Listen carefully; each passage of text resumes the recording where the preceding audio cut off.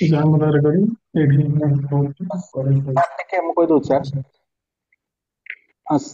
ସମସ୍ତଙ୍କୁ ମୋର ପ୍ରଣାମ, ଯେଉଁମାନେ ମୋ ଏଠି ଫିଜିକାଲି ଆଉ ଯେଉଁମାନେ ଆଭାସୀ ଦ୍ୱାରା ଏଠି ଉପସ୍ଥିତ ଅଛନ୍ତି।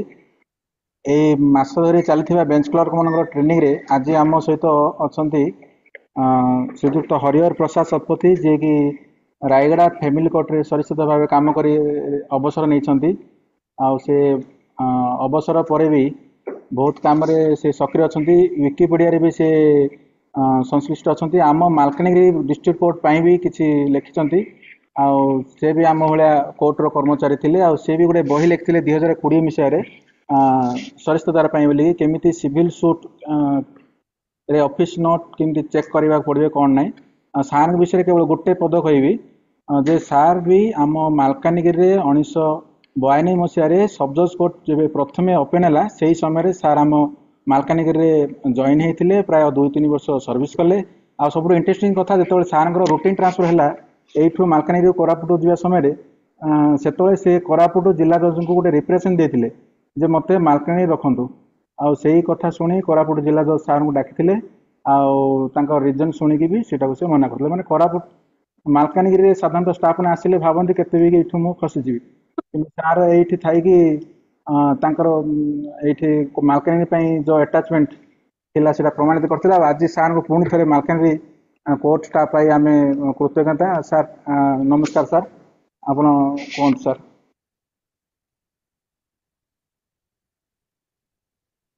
ଠିକ ଅଛି, ଆରମ୍ଭ କରିବା। ସାର୍ ଭଏସ ମୋର ଆସୁଛି ତ? ସାର୍ ଭଏସ ଆସୁଛି ଶୁଣି ସାର୍। ପାରୁଛନ୍ତି? ହଁ ଶୁଣୁଛୁ ଶୁଣୁଛୁ ସାର୍। ସ୍କ୍ରିନ୍ ଆସୁଛି ମୋର। ଆସୁଛି ସାର୍। ଆଜିର ଅନଲାଇନ କ୍ଲାସରେ ଯୋଉମାନେ ଯୋଗ ଦେଇଛନ୍ତି ମାଲକାନଗିରି ଜୁଡିସିଆରୀର ସମସ୍ତ ବନ୍ଧୁ, ମୁଁ ସମସ୍ତଙ୍କୁ ସ୍ୱାଗତ କରୁଛି।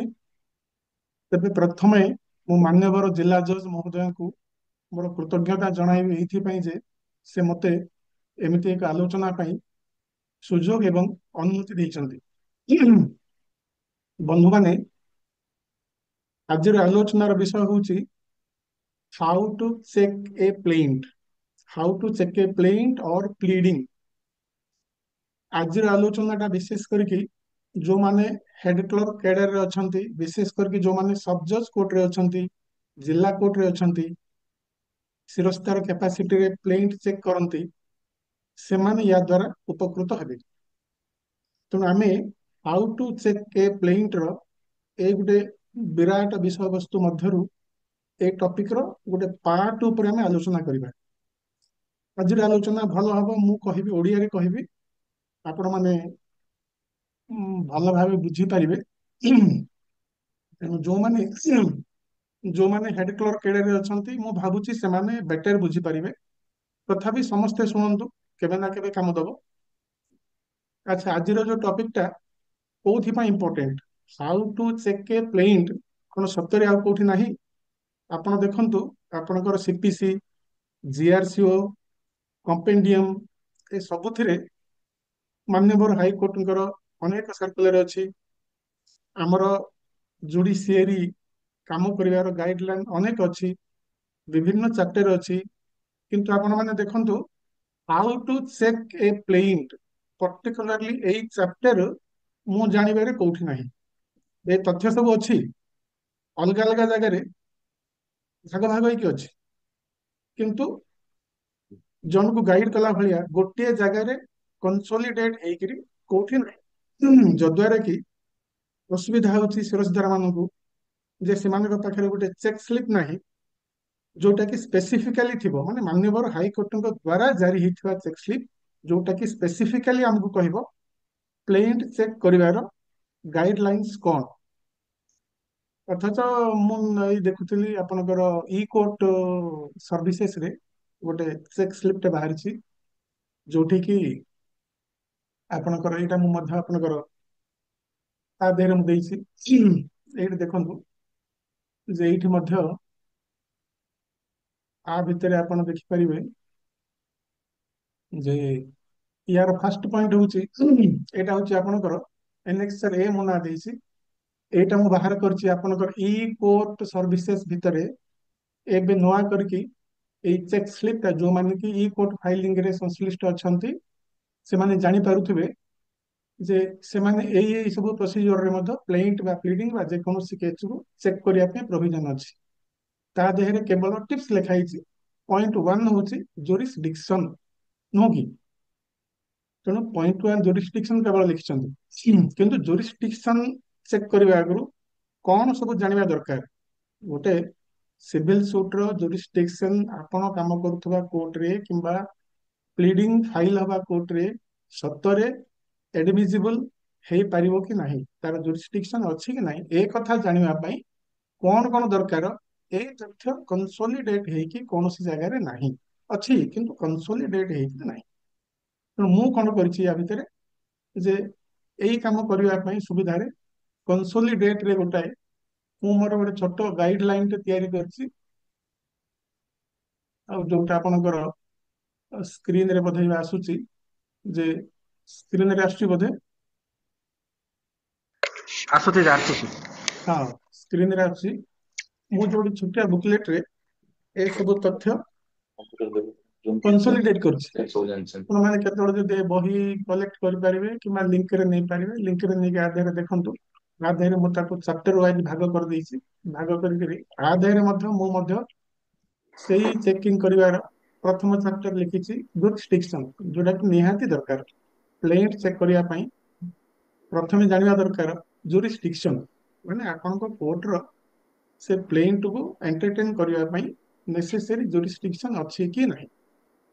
ତେଣୁ ୟା ଭିତରେ ମଧ୍ୟ ଦେଖିବେ ଆପଣଙ୍କର ମୋର ବହିର ସେ ବୁକଲେଟର ପ୍ରଥମ ପାର୍ଟରେ ଅଛି, ଇଣ୍ଟ୍ରୋଡକ୍ସନରେ ମୁଁ କେତେଟା ତଥ୍ୟ ଲେଖିଛି ଯୋଉଟା କି ଆପଣ ମାନଙ୍କୁ ଭବିଷ୍ୟତରେ କାମ ଦବ। ଗୋଟେ କଥା ଲେଖିଛି ଯେ ଆପଣ ମାନେ ଭାବୁଥିବେ ପ୍ଲେଣ୍ଟ ଚେକ୍ କରିବା ପାଇଁ ଶିରସ୍ତାଦାର ଏଲିଜିବୁଲ ବା ଶିରସ୍ତାଦାର ହିଁ ପ୍ଲେଣ୍ଟ ଚେକ୍ କରିବେ, ଏ କଥା କୋଉଠି ଲେଖା ହେଇଛି ଜାଣିବା ଦରକାର ନା। ତେଣୁ ଏଇଟା ଆପଣ ମାର୍କ କରନ୍ତୁ ଯେ ଆମର ମାନ୍ୟବର ହାଇକୋର୍ଟଙ୍କର ଗୋଟେ ସାର୍କୁଲାର ଅଛି 1990 ମସିହାର। ଏ 90 ମସିହାର ସାର୍କୁଲାରରେ ଅଛି ଯେ ଶିରସ୍ତାଦାର ପ୍ଲେଣ୍ଟ ଚେକ୍ କରିବେ ଏବଂ ପ୍ଲେଣ୍ଟ ଚେକ୍ କରିକି ସେ ପିଓଙ୍କ ପାଖରେ ପ୍ଲେସ୍ କରିବେ, so that PO necessary order ଦେବେ, ତାପରେ ରେକ୍ଟିଫିକେସନ ଅଫ ଡିଫେକ୍ଟ ହବ। ଆଉ ମଧ୍ୟ ଆପଣ ଦେଖିବେ ଯେ ନେକ୍ସଟ ହଉଛି, ଏଠି ମୁଁ ଲେଖିଛି ଯେ ଆପଣଙ୍କର ରୁଲ 145 ଅଫ ଦି ଜିଆରସିଓ ସିଭିଲରେ ଅଛି ଯେ ଏକ୍ଜିକ୍ୟୁସନ କେସ୍ ଗୁଡାକ, Rule 145 of GRCO Civil provides that the application for execution shall ordinarily be put up before the PO for orders on the day following the day of its presentation with all defects।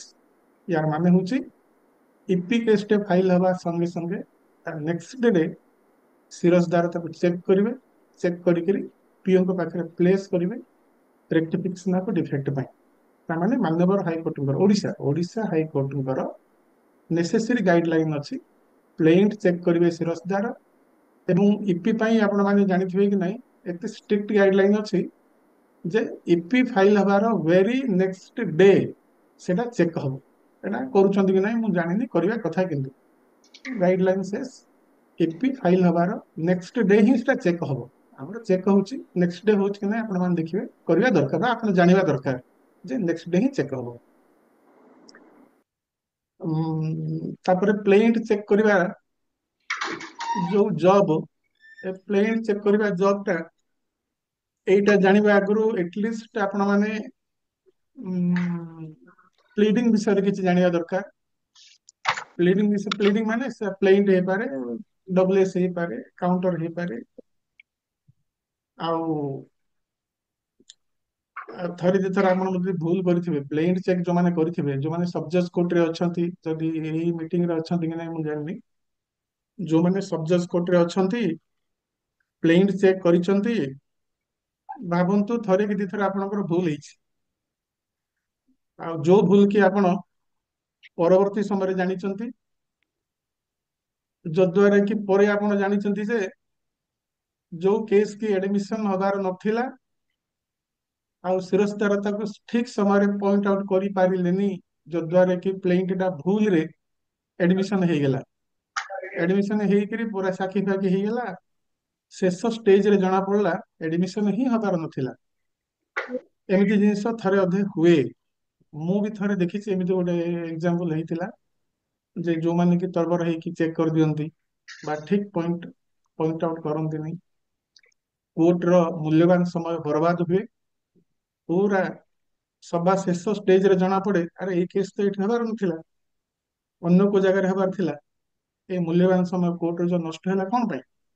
ଯେ ଶିରସ୍ତଦାର ଠିକ ସମୟରେ ଠିକ ନୋଟରେ ସେଇ କଥାଟା point out କରିପାରିଲେ ନାହିଁ, ଯୋଉଥିପାଇଁ କୋର୍ଟର ମୂଲ୍ୟବାନ ସମୟ ନଷ୍ଟ ହେଲା। ଆପଣ ମାନେ କହିପାରନ୍ତି ପିଓ ଜାଣିବା ଦରକାର, ଓକିଲ ଜାଣିବା ଦରକାର, ନିଶ୍ଚୟ। କିନ୍ତୁ ଶିରସ୍ତଦାରଙ୍କର ଡ୍ୟୁଟି ହେଉଛି ସେ କୋର୍ଟକୁ ପଏଣ୍ଟ ଆଉଟ କରିକି ଦେଖେଇ ଦେବେ ଯେ ଏଇ ପ୍ଲେଣ୍ଟଟା, ଏଇ ପ୍ଲିଡିଂଟା ଆମ କୋର୍ଟରେ ୟାର ଜୁରିସ୍ଡିକ୍ସନ ଅଛି କି ନାହିଁ। ତାପରେ ଆମେ ଆସିବା ଜୁରିସ୍ଡିକ୍ସନ କଥା। ପ୍ରାୟ ଆଜି ଆମେ ଆମର ଡିସ୍କସନ ଲିମିଟେଡ କରିବା ଜୁରିସ୍ଡିକ୍ସନ ପଏଣ୍ଟ ଉପରେ। ଜୁରିସ୍ଡିକ୍ସନ ବାଦ ଅନ୍ୟାନ୍ୟ ପଏଣ୍ଟ ବି ଅଛି, ଯୋଉଟା କି ଆପଣଙ୍କ ଏଇଠି ମୁଁ ଲେଖିଛି ଯେ ଏ ଅଧ୍ୟାୟରେ ଅଛି। ଯେ ଆପଣଙ୍କର ଦେଖନ୍ତୁ ପଏଣ୍ଟ ଏ ହଉଛି ଜୁରିସ୍ଡିକ୍ସନ ଗୋଟେ କଥା ଦେଖିବେ। ପଏଣ୍ଟ ବି ଦେଖି ଅଛି ଭ୍ୟାଲୁଏସନ ଦେଖିବେ। ପଏଣ୍ଟ ସି ଅଛି ଲିମିଟେସନ ଦେଖିବେ। ତାପରେ ଅଛି ଅନ୍ୟାନ୍ୟ ଆପଣଙ୍କର ମିସାଲିନିୟସ ଇନଷ୍ଟ୍ରକ୍ସନ ସବୁ କମ୍ପ୍ଲାଏ ହେଲା କି ନାହିଁ ଏ ସବୁ ଦେଖିବେ। ମାନେ ବାଇ ଦି ବାଇ ଗୁଡାଏ ଜିନିଷ ଅଛି, କିନ୍ତୁ ଆଜି ଆମେ ଆମର ଡିସ୍କସନ କୁ ଲିମିଟ କରିବା ଜୁରିସ୍ଡିକ୍ସନ ପଏଣ୍ଟ ଉପରେ। ଏଇ ପଏଣ୍ଟ ଉପରେ ଆମେ ଲିମିଟ କରିବା।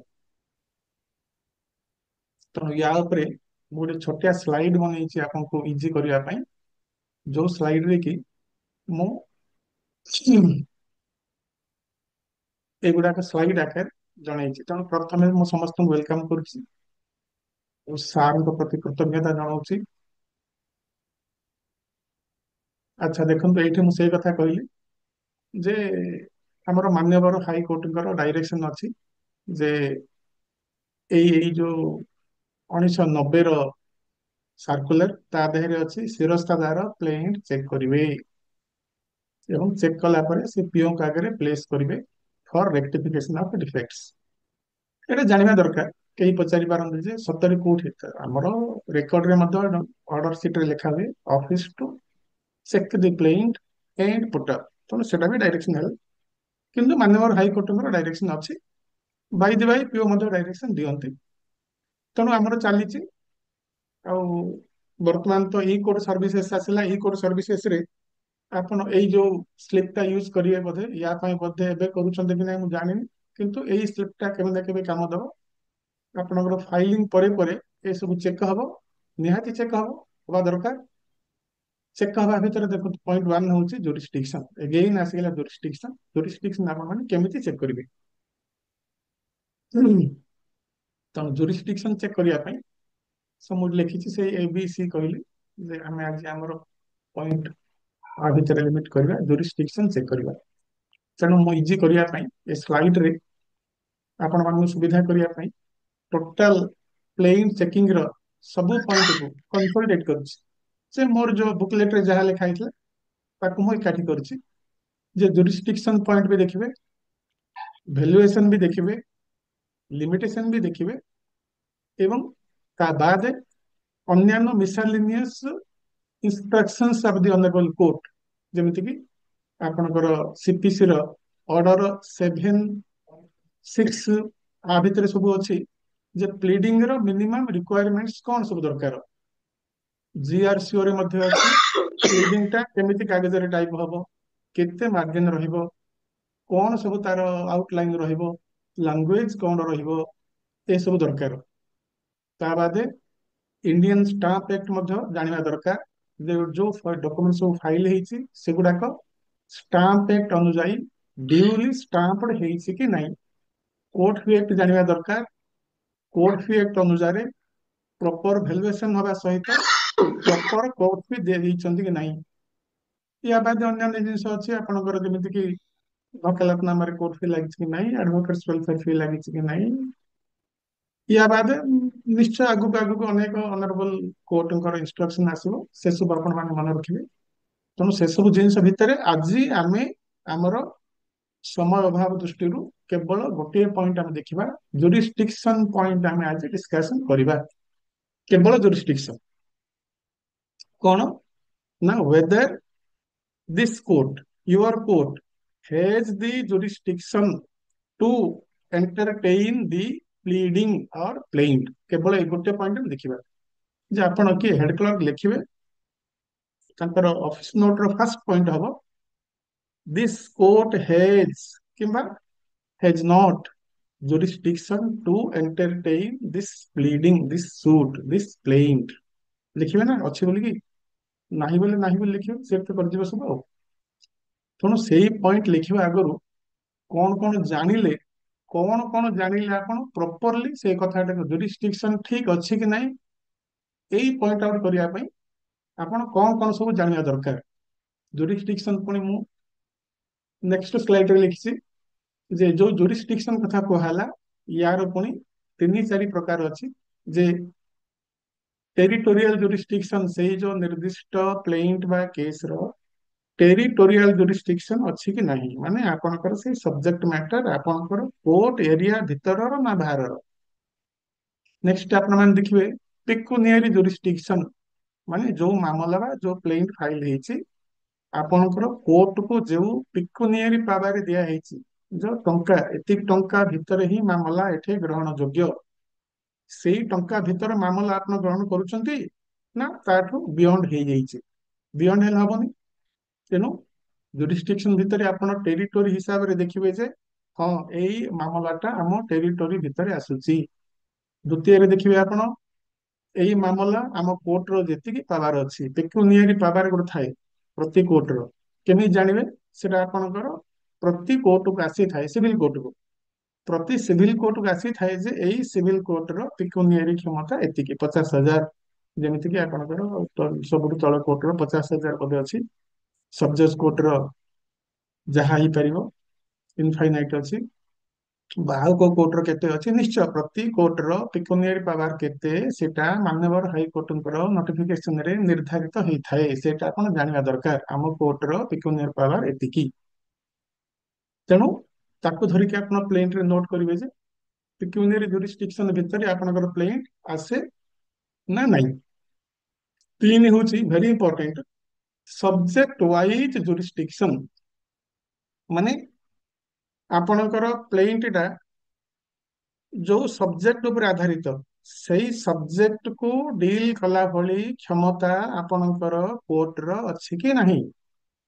ଅନେକ ସମୟରେ ଏଇଠି ଗୁଡାଏ ଭୁଲ ହୁଏ ଯେ ଗୋଟେ ଟପିକ ବେଳେ ବେଳେ ସିଭିଲ କୋର୍ଟର ଜୁରିସ୍ଡିକ୍ସନ, ମାନ୍ୟବର ହାଇକୋର୍ଟଙ୍କର ଜୁରିସ୍ଡିକ୍ସନ, ଟ୍ରିବ୍ୟୁନାଲର ଜୁରିସ୍ଡିକ୍ସନ, ୟା ଭିତରେ ସବୁବେଳେ ଗୋଟେ କନଫ୍ୟୁଜନ ହୁଏ ଯେ ଆମେ ବେଳେ ବେଳେ ଭାବୁ ଯେ ସବଜେକ୍ଟ କୋର୍ଟରେ ସବୁ କିଛି ହେଇପାରିବ, କିନ୍ତୁ ତାର ମଧ୍ୟ କିଛି ବାର ଅଛି, ଲିମିଟେସନ ଅଛି। ସେ ଲିମିଟେସନ ଆପଣଙ୍କର ସିପିସି ରେ ପ୍ରୋଭାଇଡ କରାଯାଇଛି। ତେଣୁ ସେଇଠି ଆପଣ ଜାଣିବା ଦରକାର ଏଇ ସବଜେକ୍ଟ ମ୍ୟାଟର ଆମ କୋର୍ଟରେ ଡିଲ୍ ହେଇପାରିବ କି ନାହିଁ। ତେଣୁ ଆପଣ ଦେଖିବେ ନା ନୋଟରେ ଯେ this court hedge jurisdiction to try the suit, ବା ସବଜେକ୍ଟ ୱାଇଜ jurisdiction ଅଛି, ଏଇଟା ଆପଣ ଜାଣିବା ଦରକାର। ଏବଂ ଶେଷରେ ଜାଣିବା ଦରକାର ଅପିଲେଟ, ଯୋଉଟାକି ଅପିଲେଟ ଆମର ଡିଫାଇନ ହେଇଛି ଯେ କୋଉ କୋର୍ଟର ଅପିଲେଟ ଅଥରିଟି କିଏ ହବ, ସେଟା ଡିଫାଇନ ହେଇଛି, ବିଭିନ୍ନ ସାର୍କୁଲାରରେ ଡିଫାଇନ ହେଇଛି, ଷ୍ଟେଚୁରେ ଡିଫାଇନ ହେଇଛି। ଏଗୁଡାକ ଆମେ ନେକ୍ସଟ ଏବେ ଡିସ୍କସନ କରିବା। ତେଣୁ ଆମେ ଆଜିର ଟପିକ ହଉଛି ଜୁରିସ୍ଡିକ୍ସନ। ଜୁରିସ୍ଡିକ୍ସନ ଭିତରେ ଆମେ ପ୍ରଥମେ ଯିବା ଟେରିଟୋରିଆଲ ଜୁରିସ୍ଡିକ୍ସନ କୁ ଯିବା। ଆଚ୍ଛା, ଟେରିଟୋରିଆଲ ଜୁରିସ୍ଡିକ୍ସନ ଜାଣିବା ପାଇଁ, ଟେରିଟୋରିଆଲ ମାନେ ଆପଣ ତାର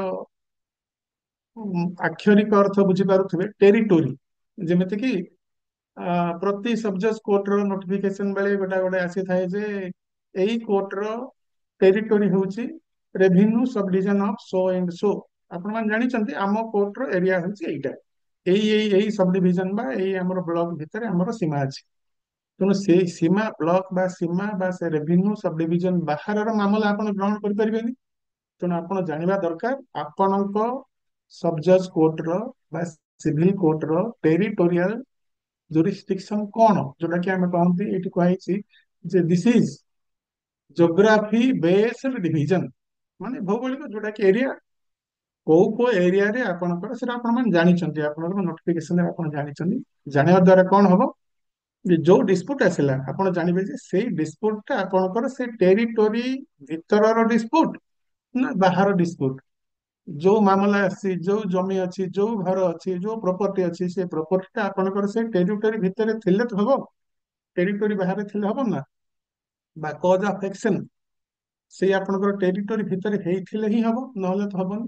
ତେଣୁ ଟେରିଟୋରିଆଲ ଟେରିଟୋରିଆଲ ଜୁରିସ୍ଡିକ୍ସନ ଜାଣିବା ଦରକାର, ଯୋଉଟା କି ଆପଣଙ୍କର ସିପିସି ର ସେକ୍ସନ 15 ରୁ 20 ଭିତରେ ଡିଫାଇନ କରାଯାଇଛି।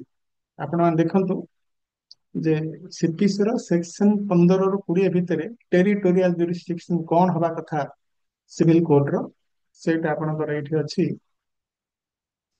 ଏଇଟା ଦେଖନ୍ତୁ ଯେ ଆପଣଙ୍କର ପ୍ଲେସ୍ ଅଫ ସୁଇଂ ଯୋଉଟା କହନ୍ତି, ପ୍ଲେସ୍ ଅଫ ସୁଇଂ ମାନେ ସୁ କରିବାର ପ୍ଲେସ୍ ଟା, ଜାଗାଟା କୋଉଟା ହବ।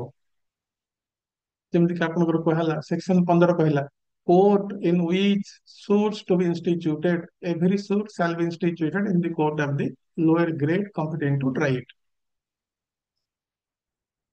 ମାନେ ଯୋଉ ପ୍ଲେଣ୍ଟ ବା ସୁଟ୍ ଦାଖଲ ହେଇଛି ସେଇ ପ୍ଲେଣ୍ଟ ର, ଯଦି ମନେ କରନ୍ତୁ ଆପଣଙ୍କର ଗୋଟାଏ ହେଡକ୍ୱାର୍ଟରରେ ସବ୍ ଜଜ୍ କୋର୍ଟ ବି ଅଛି, ଡିଷ୍ଟ୍ରିକ୍ଟ ଜଜ୍ କୋର୍ଟ ବି ଅଛି, ଆପଣଙ୍କର ଏସଡିଜିଏମ କୋର୍ଟର ଜୁନିୟର ସିଭିଲ ଜଜ୍ ବି ଅଛନ୍ତି।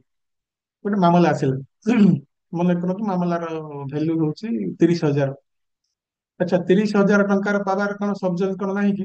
ସବ୍ ଜଜ୍ଙ୍କର ତ ଅଛି। ସବ୍ ଜଜ୍ଙ୍କର 0 ଠୁ ଆରମ୍ଭ କରିକି ମାନେ 1 ଠୁ ଆରମ୍ଭ କରିକି ଅସଂଖ୍ୟ, ମାନେ ତାଙ୍କର କୌଣସି ଲିମିଟ ନାହିଁ। ଜଣେ ମନେ କରନ୍ତୁ ଆର୍ଗୁମେଣ୍ଟ ପାର୍ପସରେ କହିଲେ ଯେ 50,000 ଟଙ୍କାର ମାମଲା ତ ସବ୍ ଜଜ୍ ବି କରିପାରିବେ, ବା ବିଲୋ 50,000 ଜୁନିୟର ସିଭିଲ ଜଜ୍ ବି କରିପାରିବେ। କିନ୍ତୁ ସେ କହିଲେ court of the lowest grade competent to try it. ତେଣୁ ପ୍ରଥମେ ଦେଖିବେ ଯେ ମନେ କରନ୍ତୁ ଗୋଟେ 50,000 ର ବିଲୋ 50,000 ମାମଲା ଆସିଲା, ସେଇଟା ଜୁନିୟର ସବ୍ ଜଜ୍ କୋର୍ଟରେ ହିଁ ହବ। 50,000 ପ୍ଲସ ହେଲେ ହିଁ ସବ୍ ଜଜ୍ କୋର୍ଟକୁ ଆସିବ। ଏଗୁଡାକ ଆପଣ ମାନେ ପ୍ରାୟ ଜାଣିଛନ୍ତି, ଖାଲି ଆପଣଙ୍କୁ ରିମାଇଣ୍ଡ କରିଦଉଛି। ତେଣୁ 16ରେ କୁହାଯାଇଛି ଯେ ସୁଟ୍ ଟୁ ବି ଇନଷ୍ଟିଚ୍ୟୁଟେଡ୍ ୱେର୍ ସବଜେକ୍ଟ ମ୍ୟାଟର ସିଚୁଏଟ୍ସ, ମାନେ ଯୋଉ ଆପଣଙ୍କର ଯୋଉଥିପାଇଁ ଆପଣଙ୍କର ମାମଲା ହେଇଛି, ଘର ହେଇପାରେ, ପ୍ରପର୍ଟି ହେଇପାରେ, ଲ୍ୟାଣ୍ଡ ହେଇପାରେ, ସେ ଲ୍ୟାଣ୍ଡ ଟା ଯଦି ଆପଣଙ୍କର ସେ ଟେରିଟୋରି ଭିତରେ ଅଛି, ତେବେ ଯାଇକି ମାମଲାଟା ଆପଣଙ୍କ କୋର୍ଟରେ ହେଇପାରିବ। ଏମିତି ଆପଣ ଦେଖି ଜାଣିଛନ୍ତି 15, 16, 17, 18, 19, 20, 15 ରୁ 20 ଥରେ ପଢିବେ। 15 ରୁ 20 ଭିତରେ, ସିପିସି ର 15 ରୁ 20 ଭିତରେ ଆପଣଙ୍କର ଡିଫାଇନ କରାହେଇଛି ଯେ ଆପଣଙ୍କର ଟେରିଟୋରିଆଲ ଜୁରିସ୍ଡିକ୍ସନ କଣ ହବ। ବାସ୍। ତେଣୁ ସେକ୍ସନ 15 ଜାଣିଲେ। 16 କହିଲା ଯେ where the subject matter situates। ମନେ କରନ୍ତୁ ଗୋଟେ କେସ୍ ଫାଇଲ ହେଲା, ପାର୍ଟିସନ ସୁଟ୍, ଭାଗ ବଣ୍ଟା ହବ, ପ୍ରପର୍ଟି ଅଛି ମନେ କରନ୍ତୁ ଆପଣଙ୍କର ଏରିଆ ଭିତରେ। ନ୍ୟାଚୁରାଲି କେସ୍ ଟା ଆପଣଙ୍କର ସବ୍ ଜଜ୍ କୋର୍ଟଙ୍କର ଯୋଉ ଜୁରିସ୍ଡିକ୍ସନ, ଯଦି ମାମଲା 50,000 ପ୍ଲସ ହେଇଥିବ, ନ୍ୟାଚୁରାଲି ସେଇ ସବ୍ ଜଜ୍ କୋର୍ଟରେ ହବ, ଡାଉଟ କିଛି ନାହିଁ। ଏଠି କନଫ୍ୟୁଜନ ହବାର କିଛି ନାହିଁ। କିନ୍ତୁ ବେଳେ ବେଳେ କନଫ୍ୟୁଜନ କଲା ଭଳିଆ ଯଦି ମୋର ଦେନ୍ ୱାନ୍ ପ୍ରପର୍ଟି ଥାଏ, କେତେବେଳେ ଆପଣ କନଫ୍ୟୁଜନ ହେବେ। ପ୍ରପର୍ଟି ମନେକର ପିସ୍ ପିସ୍ ହେଇକି ଅଛି, ଯେ ଆପଣଙ୍କ ଏରିଆରେ କିଛି ଅଛି, ଆଉ ଗୋଟେ ଏରିଆରେ କିଛି ଅଛି, ଆଉ ଗୋଟେ ଏରିଆରେ କିଛି ଅଛି, କନଫ୍ୟୁଜନ ଆପଣଙ୍କର ସେତେବେଳେ ହବ ଯଦି ଆପଣଙ୍କର ପ୍ଲେନ କେସ୍ ହେଲା। ପ୍ରପର୍ଟି ଅଛି ଆପଣଙ୍କର ମାଲକାନଗିରି ଏରିଆରେ, ମାଲକାନଗିରି ସବ୍ ଜଜ୍ କୋର୍ଟରେ ତ କେସ୍ ହବ, ଡାଉଟ କିଛି ନାହିଁ। କନଫ୍ୟୁଜନ କେତେବେଳେ ହବ ଯେ ମନେ କରନ୍ତୁ ଆପଣ ପ୍ରପର୍ଟିର କିଛି ଅଂଶ ଅଛି ଆପଣଙ୍କର ମାଲକାନଗିରି ଏରିଆରେ, ପ୍ରପର୍ଟିର କିଛି ଅଂଶ ଅଛି କୋରାପୁଟ ଏରିଆରେ, କିନ୍ତୁ ଜଣେ ଲୋକ ଚାହୁଁଛି ଯେ ମାଲକାନଗିରିରେ କେସ୍ କରିବି। ପ୍ରପର୍ଟିର କିଛି ଅଂଶ ଅଛି ମାଲକାନଗିରିରେ, କିଛି ଅଂଶ ଅଛି କୋରାପୁଟରେ। ସେ ଚାହୁଁଛି କେସ୍ ଟା, ପାର୍ଟିସନ କେସ୍ ଟା ମାଲକାନଗିରିରେ କରିବ, ହବ। କୋରାପୁଟରେ କରିବି, ତେବେ ବି ହବ। ସେ ତାର ଅପସନ ଆସିଯାଉଛି। ଯେତେବେଳେ ପ୍ରପର୍ଟି ଗୋଟିଏ ଜାଗାରେ ଥାଏ, ତା ପାଇଁ ଅପସନ କିଛି ନାହିଁ, ସେଇ କୋର୍ଟ ଅଣ୍ଡରରେ ହିଁ ସେ କେସ୍ କରିବା ବାଧ୍ୟ। ଯଦି ପ୍ରପର୍ଟି ଦି ତିନିଟା ଏରିଆରେ ଭାଗ ବଣ୍ଟା ହେଇଯାଇଛି, ମାନେ ଆପଣଙ୍କ ଜୁରିସ୍ଡିକ୍ସନ ବାହାରେ ବି କିଛି ଅଛି, ଜୁରିସ୍ଡିକ୍ସନ ଭିତରେ ବି କିଛି ଅଛି, ସେତେବେଳେ ଆପଣଙ୍କ କୋର୍ଟରେ ବି କେସ୍ ହେଇପାରିବ, ଅନ୍ୟ ଜାଗାରେ ବି କେସ୍ ହେଇପାରିବ। ସେଟା ଅପସନ ଉପରେ ଡିପେଣ୍ଡ କରୁଛି। ସେଇ କଥା ଆପଣଙ୍କର କୁହାଯାଇଛି ସେଇ କଥା ଅଛି ସିପିସି ରେ ଅଛି, ଯେ ଯେମିତିକି ଆପଣ କହିଲେ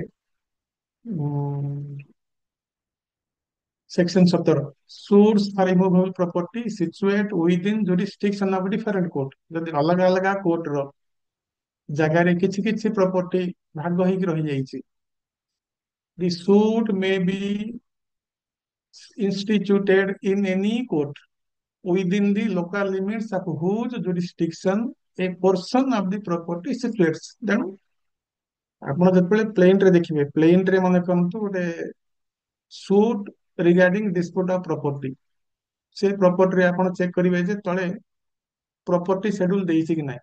ପ୍ରପର୍ଟି ସେଡ୍ୟୁଲ ଦେଇଛି, ପ୍ରପର୍ଟିଟା କୋଉଠିକାର, ତେଣୁ ଆପଣ ଦେଖିବେ ମନେ କରନ୍ତୁ ମାଲକାନଗିରି କୋର୍ଟ, ଆପଣ ନିଶ୍ଚିତ ହେବେ ଯେ ମାଲକାନଗିରି ଏରିଆ ଭିତରେ ପ୍ରପର୍ଟି ଅଛି, ନମ୍ବର ୱାନ୍।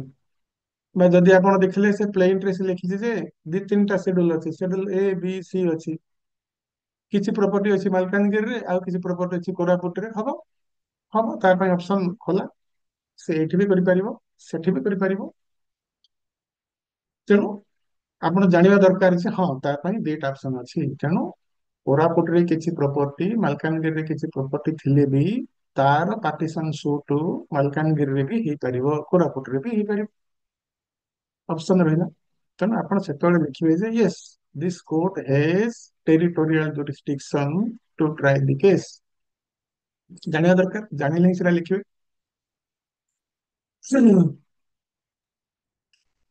କିନ୍ତୁ ସେଇଠି ମୁଁ କହିଲି ଯେ ତା ଭିତରେ ଆସିଲା ସେ କହିଛି ଯେ, କିନ୍ତୁ ସେ କହିଲେ subject to pecuniary and other limitations. Naturally ପ୍ରପର୍ଟିର ଭ୍ୟାଲୁଏସନ ଯଦି ସବଜଜ କୋର୍ଟ ଭିତରକୁ ଆସୁଛି ସବଜଜ କୋର୍ଟରେ ହବ, ଯଦି ପ୍ରପର୍ଟିର ଭ୍ୟାଲୁଏସନ ଯଦି ତା ବିଲୋକୁ ଆସି ଯାଉଛି ସେଇ ଜୁନିୟର ସିଭିଲ ଜଜ କୋର୍ଟରେ ହବ। କିନ୍ତୁ ପ୍ରପର୍ଟି ଯୋଉଠି ଅଛି କେସ୍ ହବ ସେଇଠି।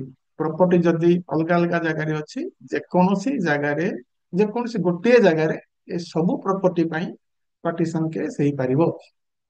ତେଣୁ ସିରସଦାର ଜାଣିବା ଦରକାର ଯେ ଏଇ କେସ୍ ର ଇନଷ୍ଟିଚ୍ୟୁସନ ବା ଟ୍ରାଏଲ ଏଇ କୋର୍ଟରେ ହେଇପାରିବ।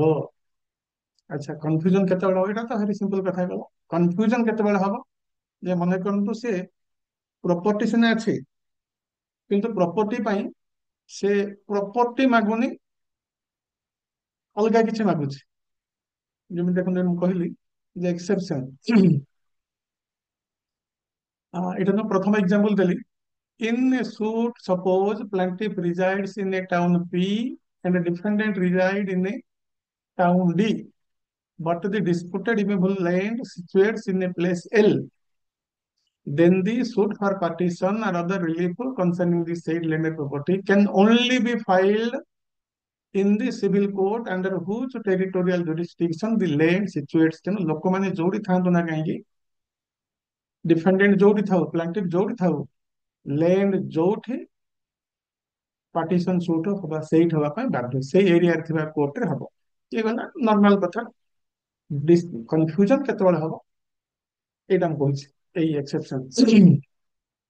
There is an exception to proviso to section 16 of the CPC which says that if, ଦେଖନ୍ତୁ ଏଟା ମାନେ very interesting ଜିନିଷ, if the suit is not directly about possession, title or delivery of immovable property but about to obtain relief respecting only compensation for wrong to immovable property। ଭଲ ଦେଖନ୍ତୁ, ସେ ମନେ କରନ୍ତୁ ଜଣେ ଗୋଟେ ସୁଟ୍ କଲା, ତାକୁ ଜାଗା ଦରକାର ନାହିଁ। ସେ କହିଲା ଆଜ୍ଞା ମୋ ଜାଗାରେ ଇଏ ରହିଥିଲା, ଭଡାକୁ ଦେଇଥିଲି କିମ୍ବା କଣ ଲିଜ ଦେଇଥିଲି, ଆଉ ଘର ଛାଡିଲା ପରେ ମୋର ସବୁ ଡ୍ୟାମେଜ କରିଦେଲା। ବର୍ତ୍ତମାନ ମୁଁ ଚାହୁଁଛି ଏଇ ଲୋକଠାରୁ ଡ୍ୟାମେଜ ବାବଦକୁ ମୁଁ ଏତିକି ଟଙ୍କା କମ୍ପେନସେସନ ମତେ ଦରକାର। କୋଉ ବାବଦକୁ?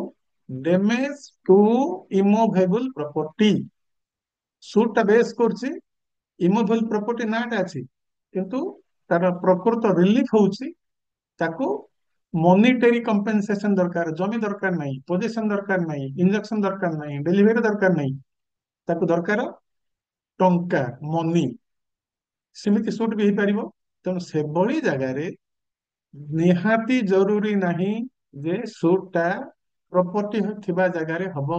ପ୍ରପର୍ଟି ଗୋଟେ ଜାଗାରେ ଅଛି, ପ୍ଲାଣ୍ଟିଫ ଗୋଟେ ଜାଗାରେ ଅଛି, ଡିଫେଣ୍ଡେଣ୍ଟ ଗୋଟେ ଜାଗାରେ ଅଛନ୍ତି। ପ୍ରେୟର କଣ? ପ୍ରେୟର ହଉଛି ଯେ ଇମୁଭେବଲ ପ୍ରପର୍ଟିକୁ ଡ୍ୟାମେଜ କରିବା ଦୃଷ୍ଟିରୁ ମତେ ମନିଟାରୀ କମ୍ପେନସେସନ ଦରକାର। ସେ ଗୋଟେ ସେଭଳି ସୁଟ ଡ୍ୟାମେଜ ସୁଟ କରିଛି। ତେଣୁ ସେଇଠି ଆପଣ ନିହାତି ବାଧ୍ୟ କରିପାରିବେନି ଯେ ପ୍ରପର୍ଟି ଯୋଉଠି ଅଛି ସେଇଠି ହିଁ ଫାଇଲ ହଉ। ସେ କୋଉଠି ଫାଇଲ କରିପାରିବ? ଯୋଉଠି ଡିଫେଣ୍ଡେଣ୍ଟ ଅର୍ଡିନାରିଲି ରିଜାଇଡ୍ସ। ଡିଫେଣ୍ଡେଣ୍ଟ ର ଆଡ୍ରେସ ଯୋଉଟା, ସେଇ ଆଡ୍ରେସ ଅଣ୍ଡରରେ ଥିବା ସିଭିଲ କୋର୍ଟରେ ଆପଣଙ୍କର ସେଇ ମାମଲା ହେଇପାରିବ। ଯୋଉ ମାମଲାରେ ପ୍ରପର୍ଟିର ନାଁ ଥିବ କିନ୍ତୁ ପ୍ରପର୍ଟି ମାଗି ନଥିବ, ପୋଜିସନ ମାଗି ନଥିବ, ପ୍ରପର୍ଟି ଡ୍ୟାମେଜ ବାବଦକୁ ଟଙ୍କା ମାଗିଥିବ। ତ ସେଇ ସୁଟ୍ ପାଇଁ ଆପଣ, ଯଦି ମନେକର ସେଇ ଲୋକ ଫାଇଲ କଲା ରେସ୍ପଣ୍ଡେଣ୍ଟ ଥିବା ଜାଗାରେ, ହେଇପାରିବ ସେଟା। ତା ବୋଲି କଣ ପ୍ରପର୍ଟି ଥିବା ଜାଗାରେ ହେଇପାରିବନି? ହେଇପାରିବ, ଉଭୟ ହେଇପାରିବ, ମାନେ ବାଧ୍ୟ ନାହିଁ। ସେଇ ଲୋକ ପାଖରେ ଦିଟା ଅପସନ ହେବ। ଯଦି ପ୍ରପର୍ଟିର ଡ୍ୟାମେଜ ବାବଦକୁ ସିଏ ମନିଟାରୀ କମ୍ପେନସେସନ ମାଗିବା ଭଳି ସୁଟ୍ ବନେଇଛି, ସେଇ ଲୋକ ପାଖରେ ଦିଟା ଅପସନ ରହିଲା। ସେ ପ୍ରପର୍ଟି ଥିବା ଜାଗାରେ ବି କେସ୍ କରିପାରିବ, ରେସ୍ପଣ୍ଡେଣ୍ଟ ଥିବା ଜାଗାରେ ବି କେସ୍ କରିପାରିବ। ତେଣୁ ରେସ୍ପଣ୍ଡେଣ୍ଟ ଥିବା ଜାଗାରେ କେସ୍ କଲେ ଆପଣ ମନା କରିପାରିବେନି ଯେ କାହିଁକି ପ୍ରପର୍ଟି ଥିବା ଜାଗାରେ କେସ୍ କଲ ନାହିଁ ବୋଲିକି, ଆପଣ ଆଲାଉ କରିବେ। ସିରଜଦାର ମାନେ, ସିରଜଦାର କଣ? ସିରଜଦାର ଖାଲି ନୋଟ କରିବେ। ସିରଜଦାର ନୋଟ ରେ ଜଣେଇବେ ଯେ ୟେସ୍, ପ୍ରପର୍ଟି ଅନ୍ୟ ଜାଗାରେ ଥିଲେ ମଧ୍ୟ ରେସ୍ପଣ୍ଡେଣ୍ଟ ଥିବା ଜାଗାରେ ଏଇ କେସ୍ ହେଇପାରିବ। ମାନେ ଟେରିଟୋରିଆଲ ଜୁରିସଡିକ୍ସନ ଅଛି। ପ୍ରପର୍ଟି ନଥିବା ଜାଗାରେ ମଧ୍ୟ କେସ୍ ହେଇପାରିବ। କେତେବେଳେ? ଯେତେବେଳେ ପ୍ରପର୍ଟି ସେ ମାଗୁନି, ପୋଜେସନ, ଇଞ୍ଜକ୍ସନ, ଡେଲିଭରି କିଛି ମାଗୁନି, କେବଳ ମାଗୁଛି ଟଙ୍କା। ତେଣୁ ସେଭଳି ଜାଗାରେ, ରେସ୍ପଣ୍ଡେଣ୍ଟ ଥିବା ଜାଗାରେ କେସ୍ ହେଇପାରିବ। ଏଇ ପ୍ରୋଭିଜନଟା ଆପଣ ଜାଣିଲେ ଆପଣ ଲେଖିବେ ନୋଟରେ ଯେ yes, this court has territorial jurisdiction to try this civil suit. ତେଣୁ ଏବେ ଦେଖନ୍ତୁ କେମିତି ମୁଁ ଆଉ ଟିକେ କ୍ଲିୟର କରିଦେଇଛି ଯେ କିଭଳି କେସରେ ଆପଣ ଯୋଉ କନଫ୍ୟୁଜନ ଆସିବ ଯେ କେମିତିକା ସୁଟ୍ ରେ କେମିତି ପ୍ରେୟର ହେଇଥିବ। ଯୋଉଟା ମୁଁ ଜଷ୍ଟ ଏବେ ଟିକେ ଆଗରୁ କହିଲି ଯେ ଜମି ଥିବ ବା ଲ୍ୟାଣ୍ଡ ଥିବ ଗୋଟେ ଜାଗାରେ, କିନ୍ତୁ କେସ୍ ହବ ଅନ୍ୟ ଜାଗାରେ।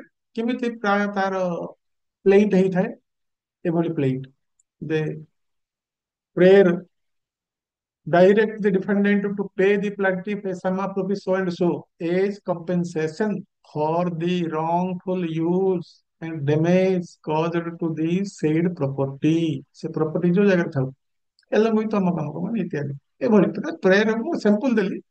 ଏଭଳି ପ୍ରେୟର ଯଦି ଅଛି, ହେଡ୍ କ୍ଲର୍କ କହିବେ ଯେ ୟେସ୍, ରେସ୍ପଣ୍ଡେଣ୍ଟ ଥିବା ଜାଗାରେ ମଧ୍ୟ କେସ୍ ହେଇପାରିବ, ପ୍ରପର୍ଟି ଥିବା ଜାଗାରେ ହେଇପାରିବ। ଜରୁରୀ ନାହିଁ ଯେ ପ୍ରପର୍ଟି ଥିବା ଜାଗାରେ ହିଁ ହବ, ରେସ୍ପଣ୍ଡେଣ୍ଟ ଥିବା ଜାଗାରେ ମଧ୍ୟ ହେଇପାରିବ।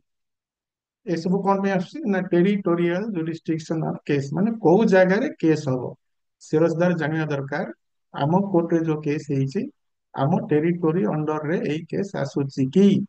ଯଦି ଆପଣଙ୍କ ଏରିଆରେ ରେସ୍ପଣ୍ଡେଣ୍ଟ ରହୁଛି, ଜମି ଅଛି, ମନେ କରନ୍ତୁ କୋରାପୁଟରେ ଜମି ଅଛି କିନ୍ତୁ ରେସ୍ପଣ୍ଡେଣ୍ଟ ଅଛି ମାଲକାନଗିରିରେ, ସେଇ ଲୋକ ଆପଣଙ୍କୁ ମନିଟାରୀ କମ୍ପେନସେସନ ମାଗୁଛି, ସିଏ ଆସିକି ମାଲକାନଗିରିରେ ମଧ୍ୟ କେସ୍ କରିପାରିବ। ଜମି ଥାଉ କୋରାପୁଟରେ, ସେ ତ ଜମି ମାଗୁନି ନା, ସେ କମ୍ପେନସେସନ ମାଗୁଛି। ତେଣୁ ହେଇପାରିବ। ଆପଣ ଲେଖିବେ ୟେସ୍, ଅଛି, ରିଷ୍ଟ୍ରିକ୍ସନ ଅଛି। ତାର ପୁଣି କେତେଟା ଏକ୍ସାମ୍ପଲ ମୁଁ ଦେଖଉଛି ଯେ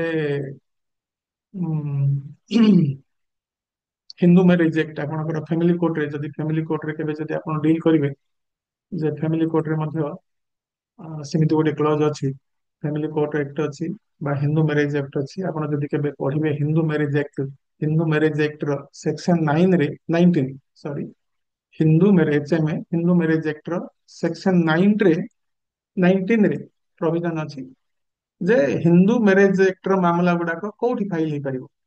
ମୁଁ ଯେମିତି କି କହିଲି ଯେ ଅର୍ଡିନାରୀ ଯୋଉଠି କି ସ୍ପେସିଆଲ ଷ୍ଟାଚ୍ୟୁ ନାହିଁ, ସେଭଳି ଜାଗାରେ ଆପଣ ଟେରିଟୋରିଆଲ ଜୁରିସଡିକ୍ସନ ପାଇଁ ସିପିସି ବ୍ୟବହାର କରିବେ। କିନ୍ତୁ ଯୋଉଠି ସ୍ପେସିଆଲ ଷ୍ଟାଚ୍ୟୁ ଅଛି, ଯୋଉ ମାମଲା ପାଇଁ ସ୍ପେସିଆଲ ଷ୍ଟାଚ୍ୟୁ ଅଛି, ସେଇଠି ସିପିସି ଦରକାର ନାହିଁ। ସ୍ପେସିଆଲ ଷ୍ଟାଚ୍ୟୁ ଜାଗାରେ ଆପଣଙ୍କ ସ୍ପେସିଆଲ ଷ୍ଟାଚ୍ୟୁରେ ଲେଖା ହେଇଥିବ ମାମଲାଟା କୋଉଠି ହେଇପାରିବ। ଯେମିତି କି ଏକ୍ସାମ୍ପଲ ହଉଛି ହିନ୍ଦୁ ମ୍ୟାରେଜ ଆକ୍ଟ।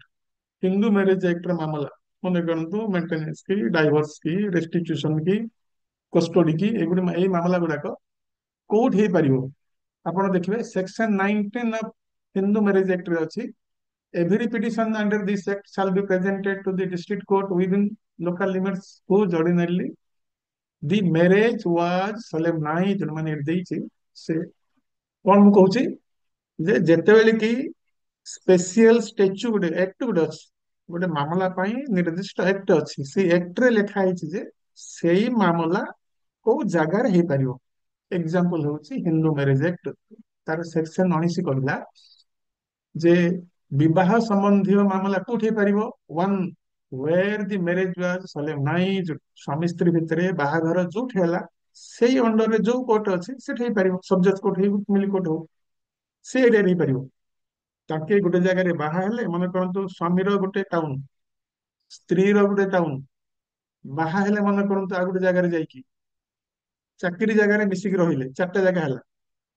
ସ୍ୱାମୀର ନିଜ ଘର ଗୋଟେ, ସ୍ତ୍ରୀର ନିଜ ଘର ଗୋଟେ, ବାହାଘର ହେଲା ଆଉ ଗୋଟେ ଜାଗାରେ, ସ୍ୱାମୀ ସ୍ତ୍ରୀ ଭାବେ ମିଶିକି ରହିଲେ ଆଉ ଗୋଟେ ଜାଗାରେ। ତେଣୁ ସେଭଳି କେସରେ ନମ୍ବର ୱାନ ହଉଛି ଅପସନ ହଉଛି ବାହାଘର ଯୋଉଠି ହେଲା ସେଠି ମାମଲା ହେଇପାରିବ, ନମ୍ବର ୱାନ। ଆଉ the respondent at the time of presentation of the petition resides as the parties to the marriage last resort। ସେ କହିଲା ଯେ ଦି ଜଣ ଯଦି ସ୍ୱାମୀ ସ୍ତ୍ରୀ ମିଶିକି ଶେଷ ଥର ପାଇଁ ଯୋଉଠି ରହୁଥିଲେ, ସ୍ୱାମୀ ସ୍ତ୍ରୀ ମିଶିକି ସେଇଠି ହେଇପାରିବ। ଆଉ ଗୋଟେ କହିଲା in case the wife is the petitioner where she is residing on the date of presentation of the petition। ମାନେ ସ୍ତ୍ରୀ ଯଦି ମାମଲା କରେ, ସିଏ ପ୍ଲେଇଣ୍ଟ ପ୍ରେଜେଣ୍ଟ କଲା ବେଳକୁ ଯୋଉଠି ରହୁଥିଲା, ମା ଘରେ ରହୁଥିଲା ବା ଯୋଉଠି ରହୁଥିଲା ସେଇ ଜାଗାରେ କେସ୍ ହେଇପାରିବ। ଯଦି ତାର ସ୍ୱାମୀର ଘର ଅଲଗା, ବାହା ଘର ଅଲଗା, କିନ୍ତୁ ସ୍ତ୍ରୀ ଯୋଉଠି ରହିଛି ସେଠି ସେ କରିପାରିବ। ଆଉ ଗୋଟେ କହିଲା ଅନ୍ୟଟା କହିଲା ରେସ୍ପଣ୍ଡେଣ୍ଟ ଏଇଟା ଯୋଉ ଅନ୍ୟାନ୍ୟ ଟେରିଟୋରିରେ ଅଛି, ଯଦି ସେ ମଲା କି ବଞ୍ଚିଲା ଜଣା ନାହିଁ, ସେଭଳି ଜାଗାରେ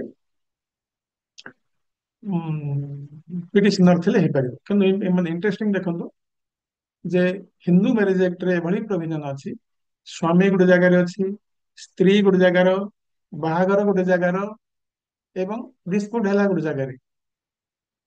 ସ୍ତ୍ରୀ ପାଇଁ ଯେତିକି ଅପସନ ଅଛି, ସ୍ୱାମୀ ପାଇଁ ଗୋଟିଏ ଅପସନ କମ ଅଛି। ସ୍ତ୍ରୀ ଡିସ୍ପ୍ୟୁଟ ହେଲା ପରେ ମନେ କରନ୍ତୁ ପଳେଇଗଲା ମା ଘରକୁ, ସେ ମା ଘରେ ଥାଇକିରି ମା ଘର ଏରିଆର କୋର୍ଟରେ ମଧ୍ୟ କେସ୍ କରିପାରିବ। କିନ୍ତୁ ସ୍ୱାମୀ ପାଇଁ ସେ ଅପସନ ଟା କମ। ସ୍ୱାମୀ ଚାହିଁଲେ ବି ଯଦି ତା ନିଜ ଘରେ ବାହାଘର ହେଇନାହିଁ, ସେ ଚାହିଁଲେ ବି ତା ନିଜ ଏରିଆରେ ସ୍ତ୍ରୀ ଏଗେନଷ୍ଟରେ କେସ୍ କରିପାରିବ ନାହିଁ। କେତେବେଳେ, ଯେତେବେଳେ କି ବାହାଘରଟା ତାଙ୍କ ଘରେ ହେଇନାହିଁ। ବୁଝିପାରିଲେ କି ନାହିଁ? ସ୍ୱାମୀର ଗୋଟେ ଆଡ୍ରେସ, ସ୍ତ୍ରୀର ଗୋଟେ ଆଡ୍ରେସ, ବାହାଘର ହେଲା ଆଉ ଗୋଟେ ଆଡ୍ରେସ, ଡିସ୍ପ୍ୟୁଟ ହେଲା ଆଉ ଗୋଟେ ଜାଗାରେ। ସ୍ତ୍ରୀ ପାଇଁ ଏକ୍ସଟ୍ରା ଅପସନ ହଉଛି ସ୍ତ୍ରୀ ବର୍ତ୍ତମାନ କେସ୍ ଦାଖଲ କଲା ବେଳକୁ ଯୋଉଠି ରହୁଛି ସେଇ ଜାଗାରେ କେସ୍ କରିପାରିବ, ଯଦିଚ ବାହାଘର ଅନ୍ୟ ଜାଗାରେ ହେଇଛି। କିନ୍ତୁ ସ୍ୱାମୀ ଯଦି ତାଙ୍କ ନିଜ ଘରେ ବାହାଘର ହେଇନି, ସେ ନିଜ ଘର ଏରିଆର କୋର୍ଟରେ ସ୍ତ୍ରୀ ବିରୁଦ୍ଧରେ କେସ୍ କରିପାରିବ ନାହିଁ। ତେଣୁ ଆପଣ ଏଇ ପ୍ରୋଭିଜନ ଟା ଜାଣିଥିଲେ ସବଜଜ କୋର୍ଟରେ କି ଫ୍ୟାମିଲି କୋର୍ଟରେ ସିରଜଦାର ଲେଖିବେ ଯେ ମାମଲାଟା ତମ ଏରିଆର ସବଜଜ କୋର୍ଟରେ କିମ୍ବା ଫ୍ୟାମିଲି କୋର୍ଟରେ ହେଇପାରିବ କି ନାହିଁ। ବେଳେ ବେଳେ କନଫ୍ୟୁଜନ, ମନେ କରନ୍ତୁ ଜଣେ ହଜବେଣ୍ଡ ଭାବିଲା ମୁଁ ତ ଅଛି ଏଇ ଗାଁରେ, ମୁଁ ତ ଅଛି ମାଲକାନଗିରିର ଗୋଟେ ହଜବେଣ୍ଡ, ମନେ କରନ୍ତୁ ମାଲକାନଗିରିର ହଜବେଣ୍ଡ କୋରାପୁଟର ସ୍ତ୍ରୀ, ଡିସ୍ପ୍ୟୁଟ ହେଲା ମନେ କରନ୍ତୁ ରାୟଗଡାରେ, ଚାକିରି କରୁଛନ୍ତି ବାଙ୍ଗାଲୋରରେ। ସେମିତି ଜାଗାରେ ସ୍ତ୍ରୀ ପାଇଁ ସବୁ ଅପସନ ଖୋଲା। ସ୍ତ୍ରୀ ସବୁଠି କରିପାରିବ, ନିଜ ଘରେ କରିପାରିବ, ବାହାଘର ଜାଗାରେ କରିପାରିବ, ମିଶିକି ରହିବା ଜାଗାରେ କରିପାରିବ, ଡିସ୍ପ୍ୟୁଟ ଜାଗାରେ କରିପାରିବ। କିନ୍ତୁ ସ୍ୱାମୀ ପାଇଁ ନିଜ ଜାଗାରେ କରିପାରିବନି ଯେତେବେଳେ ପର୍ଯ୍ୟନ୍ତ ତାଙ୍କ ଘରେ ବାହାଘର ହେଇନାହିଁ। ତେଣୁ ସେଇଟା ଆପଣ ଜାଣିଲେ ସିନା ଲେଖିବେ ନୋଟରେ ଯେ ୟେସ୍ ଦିସ୍ କୋର୍ଟ ହେଜ୍ କିମ୍ବା ହେଜ୍ ନଟ୍ ଟେରିଟୋରିଆଲ ଜୁରିସଡିକ୍ସନ। ଏଇଟା ଆପଣ ଦେଖନ୍ତୁ କେତେବେଳେ section 19 of the Hindu marriage act କେତେବେଳେ କାମ ଆସିପାରେ। ତାମାନେ ମୁଁ କାହିଁକି କହିଲି ଏଗୁଡାକ, ଯେ କେସ୍ ଟା କୋଉ ଏରିଆରେ ହବ ସେଟା ଅନେକ ସମୟରେ ସିପିସି ଉପରେ ଡିପେଣ୍ଡ କରେ, ଅନେକ ସମୟରେ ସ୍ପେସିଆଲ ଆକ୍ଟ ଉପରେ ଡିପେଣ୍ଡ କରେ। ସ୍ପେସିଆଲ ଆକ୍ଟ ଗୁଡାକରେ ଡିଫାଇନ ହେଇଥାଏ ଯେ ଏଇ ମାମଲାଟା କୋଉ କୋର୍ଟରେ ହବ। ଫର ଏକ୍ସାମ୍ପଲ ଏମଭି ମାମଲା, ମନେ କରନ୍ତୁ ଗୋଟେ ମୋଟର ଭେହିକେଲ ମାମଲା। ମୋଟର ଭେହିକେଲ ମାମଲା କଣ ହବ ଏଇଟା ମୁଁ କହିଛି। ଏଇଟା ତାହେଲେ ହଁ, ମନେ କରନ୍ତୁ ମୋଟର ଭେହିକେଲ ମାମଲା। ଏମଭି ମାମଲାରେ କଣ ହୁଏ, ମନେ କରନ୍ତୁ ଗାଡି ଗୋଟେ ଆକ୍ସିଡେଣ୍ଟ ହେଇଗଲା, ସେ କେସ୍ କରିବ ଇନ୍ସୁରାନ୍ସ ଏଗେନେଷ୍ଟରେ, ଓନର ଏଗେନେଷ୍ଟରେ। ଯୋଉଠି ଆକ୍ସିଡେଣ୍ଟ ହେଲା ସେଇଠି କରିପାରିବ, ଯୋଉଠି ତାଙ୍କର ରେସ୍ପଣ୍ଡେଣ୍ଟ ରହୁଛି କରିପାରିବ, ଉମ୍, ବା ଯୋଉଠି ପିଟିସନର ରହୁଛି ସେଠି କରିପାରିବ। ତା ପାଇଁ ଅଲଗା ଅପସନ ଅଛି। କିନ୍ତୁ ମୁଁ ଗୋଟେ ଏଠି ଜଷ୍ଟ ଗୋଟେ ବାହାର କରିଛି ଯେ ରିସେଣ୍ଟଲି ଜଣେ କଣ କଲା ନା, ଆକ୍ସିଡେଣ୍ଟ ହେଲା ଗୋଟେ ଜାଗାରେ, ତାଙ୍କର ଇନ୍ସୁରାନ୍ସ କମ୍ପାନୀ ରହୁଛି ଆଉ ଗୋଟେ ଜାଗାରେ, ଏ ଲୋକ ଗାଡି ନେଇକି ଆଉ ଗୋଟେ ଜାଗାରେ ରିପେୟାର କଲା। ଏ ଲୋକ ଗାଡି ନେଇକିରି ମାନେ ଆକ୍ସିଡେଣ୍ଟ ହେଲା ପରେ ଗାଡିକୁ ଆଉ ଗୋଟେ ଜାଗାରେ ରିପେୟାର କଲା, ଏବଂ ଯୋଉ ଜାଗାରେ ରିପେୟାର କଲା ସେଇ ଜାଗାରେ ଥିବା କୋର୍ଟରେ ଗୋଟେ ଏମଭି କେସ୍ ଫାଇଲ କରିଦେଲା। ମାନ୍ୟବର ଅଦାଲତ କହିଲେ ହେଇପାରିବନି, ଗାଡି ଯୋଉଠି ଆକ୍ସିଡେଣ୍ଟ ହେଲା ସେଠି କେସ୍ ହେଇପାରିବ, ପିଟିସନର ଯୋଉଠି ରହୁଛି ସେଠି କେସ୍ ହେଇପାରିବ, ରେସ୍ପଣ୍ଡେଣ୍ଟ ଯୋଉଠି ରହୁଛି ସେଠି କେସ୍ ହେଇପାରିବ, କିନ୍ତୁ ଗାଡି ଯୋଉଠି ରିପେୟାର ହେଲା ସେଇଠି କେସ୍ ହେଇପାରିବନି। ତେଣୁ ଏ କଥାଟା ମୁଁ କ୍ଲିୟର କରିଦେଲି। ଏଇଟା ବି ଆପଣଙ୍କୁ ଦେଇଛି ଏଠି, ଯେ ଏଇ କେସ୍ ର ନମ୍ବର ଦେଇଛି, ଯେ ଏଇଟା କେସ୍। ଆଉ ସେ କେସ୍ ରେ ମାନ୍ୟବର କୋର୍ଟ କଣ କହିଛନ୍ତି ତାର ମୁଁ ଗୋଟେ କପି ଏକ୍ସଟ୍ରାକ୍ଟ କରିଛି। ଯେ ମାନ୍ୟବର କୋର୍ଟ କହିଛନ୍ତି ଯେ ଗାଡି ରିପେୟାର କରିବା ଜାଗାରେ କୌଣସି କଜ ଅଫ ଆକ୍ସନ ହେଇନି, ତେଣୁ ଗାଡି ରିପେୟାର କରିବା ଜାଗାରେ କେସ୍ ହେଇପାରିବ ନାହିଁ। ଗାଡି ରିପେୟାର କରିବା ଜାଗାର ଟେରିଟୋରିଆଲ ଜୁରିସଡିକ୍ସନ ନାହିଁ, ବାକି ଜାଗାରେ ଅଛି। ତେଣୁ ଆପଣ ବା ସେରସଦାର ଜାଣିବା ଦରକାର ଯେ ଏଇ କେସ୍ ଟା ଏଇ ଜାଗାରେ ହେଇପାରିବ କି ନାହିଁ। ମନେକର ସେମିତି ଗୋଟେ କେସ୍ ଆସିଲା, ମାନେ ଯାହା ପାଇଁ ସବୁ ପାଇଁ ନାହିଁ, ଏଇଟା ହଉଛି ଏମଭି କେସ୍ ପାଇଁ। ତେଣୁ ଏମଭି କେସ୍ ପାଇଁ ଆପଣ ଜାଣି ରଖନ୍ତୁ ଯେ ଆକ୍ସିଡେଣ୍ଟ ହବା ଜାଗାରେ ହେଇପାରିବ, ବା ପ୍ଲାଣ୍ଟିଫ ରହିବା ଜାଗାରେ ହେଇପାରିବ, ବା ଇନ୍ସୁରାନ୍ସ କମ୍ପାନୀ ଯାହା ଏଗେନଷ୍ଟରେ କ୍ଲେମ କରୁଛନ୍ତି ସେଇ ଜାଗାରେ ହେଇପାରିବ, କିନ୍ତୁ ଗାଡି ରିପେୟାର ହବା ଜାଗାରେ କେସ୍ ହେଇପାରିବ ନାହିଁ, ତାର ଟେରିଟୋରିଆଲ ଜୁରିସଡିକ୍ସନ ନାହିଁ।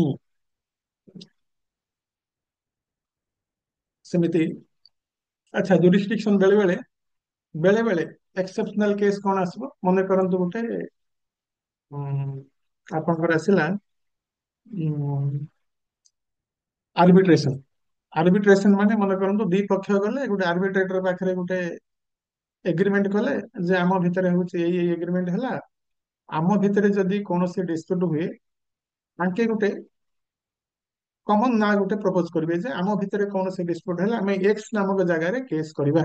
ମନେ କରନ୍ତୁ ପାର୍ଟି, ଫାର୍ଷ୍ଟ ପାର୍ଟି ହଉଛି ମନେ କରନ୍ତୁ ଏ ନାମକ ଜାଗାର, ସେକେଣ୍ଡ ପାର୍ଟି ହଉଛି ବି ନାମକ ଜାଗାର।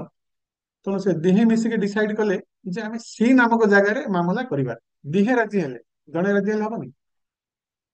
ତେଣୁ ସେମିତି ଜାଗାରେ ସି ନାମକ ଜାଗାରେ କୌଣସି ଲିଙ୍କ ନଥିଲେ ବି, ଯେହେତୁ ଆର୍ବିଟ୍ରେସନ ଏଗ୍ରିମେଣ୍ଟରେ ଦିହେଁ ରାଜି ହେଇଛନ୍ତି ଯେ ଆମେ ଏ ନାମକ ଜାଗାର ପାର୍ଟି ୱାନ୍, ବି ନାମକ ଜାଗାର ପାର୍ଟି ଟୁ ହେଲେ ବି, ଯେହେତୁ ଆର୍ବିଟ୍ରେସନ ଏଗ୍ରିମେଣ୍ଟରେ ଲେଖା ହେଇଛି ଯେ ଆମେ ସି ନାମକ ଜାଗାରେ ମାମଲା କରିବା, ସେଭଳି ଜାଗାରେ ଆର୍ବିଟ୍ରେସନ ଏଗ୍ରିମେଣ୍ଟରେ ଯଦି ଉଭୟ ପକ୍ଷ ରାଜି ହେଇଛନ୍ତି ଏ ପର୍ଟିକୁଲାର ଜାଗାରେ ହିଁ ଆମ ଭିତରେ ଡିସ୍ପ୍ୟୁଟ ହେଲେ କେସ୍ ହବ, ସେତେବେଳେ ହେଇପାରିବ।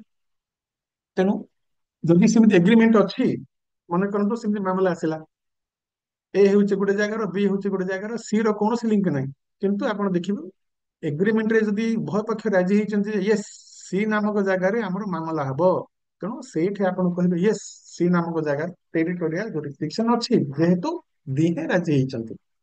ଯଦି ଜଣେ ଚ୍ୟାଲେଞ୍ଜ କଲେ ହବନି, ଦିହେଁ ରାଜି ହେଇଛନ୍ତି ଯେ ୟେସ୍ ଆମେ ସି ନାମକ ମାମଲାରେ, ସି ନାମକ ଜାଗାରେ ଆମେ କେସ୍ କରିବା।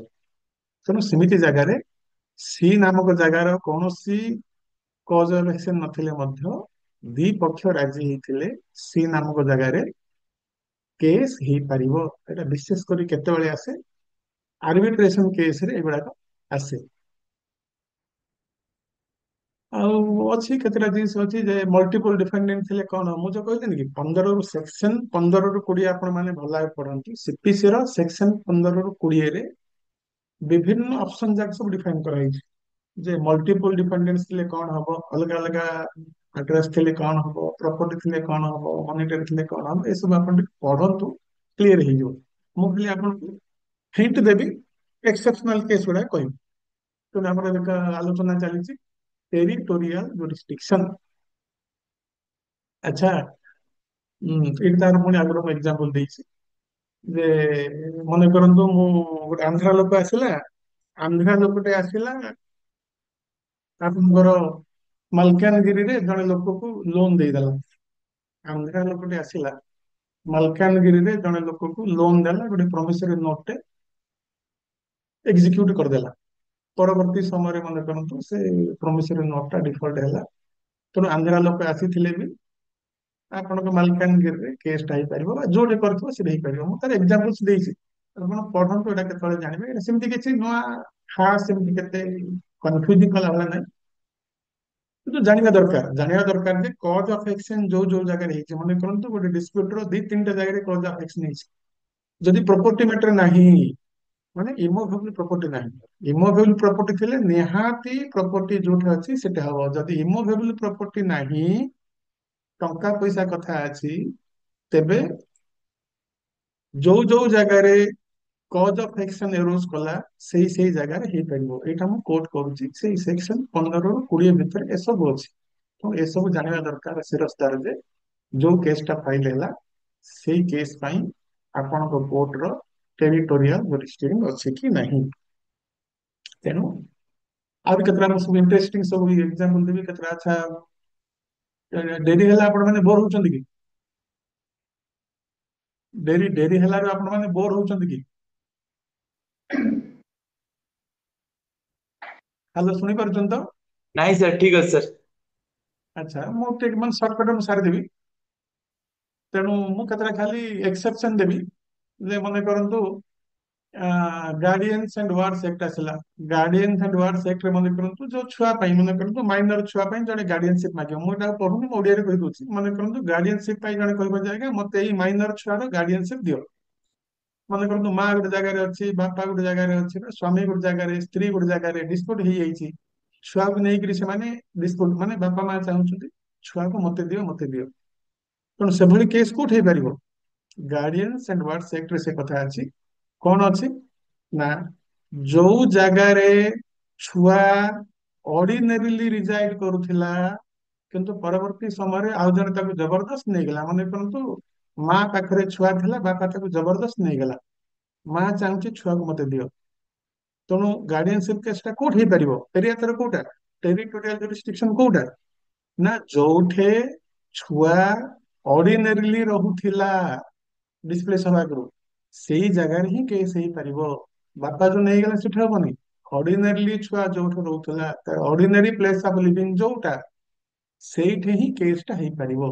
ଏଇଟା ଆପଣ ଜାଣିଲେ ଗାର୍ଡିଆନ ଏଣ୍ଡ ୱାର୍ଡସ ଆକ୍ଟ ମୁଁ ଯେମିତି କହିଲି ଯେ ସ୍ପେସିଆଲ ଷ୍ଟେଚୁରେ ଡିଫାଇନ କରାହେଇଥିବ ଏଇ ମାମଲାର ଟେରିଟୋରି କୋଉଟା ହବ। ତେଣୁ ଗାର୍ଡିଆନ୍ସ ଆଣ୍ଡ ୱାର୍ଡସ ଆକ୍ଟ ଆପଣ ପଢିଲେ ଜାଣିବେ ଯେ ମାଇନର ପିଲାର ଗାର୍ଡିଆନସିପ ନେଇକି ଯଦି କୌଣସି ମାମଲା ଆସେ, ସେତେବେଳେ ଛୁଆଟା ଜବରଦସ୍ତ ବାପା କି ମା ନେଇଯିବା ଆଗରୁ, ଏଠି ମୁଁ ଲେଖିଲି ଦି ଚାଇଲ୍ଡ ୱାଜ ଅନଲଫୁଲି ରିମୁଭଡ ଫ୍ରମ ଗୋଟେ ପ୍ଲେସ, ଗୋଟେ ଜାଗାରେ ଥିଲା ଅନଲଫୁଲି ଆଉ ଜଣେ ଜବରଦସ୍ତ ତାକୁ ନେଇଗଲା। କୋଉଠି କେସଟା ହବ? ଯୋଉ ଜାଗାରେ ଛୁଆ ଅର୍ଡିନାରିଲି ରହୁଥିଲା ସେଇ କୋର୍ଟରେ ହିଁ ହେଇପାରିବ, ଅନ୍ୟ ଜାଗାରେ ହେଇପାରିବନି। ତାର ଆଉ ଗୋଟେ ଏକ୍ସାମ୍ପଲ ହଉଛି ଯେ ମନେ କରନ୍ତୁ ଆପଣଙ୍କର ଯୋଉମାନେ ସବ୍ ଜଜ୍ କୋର୍ଟରେ କାମ କରିଛନ୍ତି ଜାଣିବେ। ମନେ କରନ୍ତୁ ଗୋଟେ ଗାର୍ଡିଆନ୍ସ ଆଣ୍ଡ ୱାର୍ଡସ ଆକ୍ଟରେ କଷ୍ଟୋଡି ମାମଲା ଆସିଲା, ମାନେ ବାପା ମା ଗୋଟେ ଛୁଆ ପାଇଁ ଡିସ୍ପ୍ୟୁଟ କରୁଛନ୍ତି।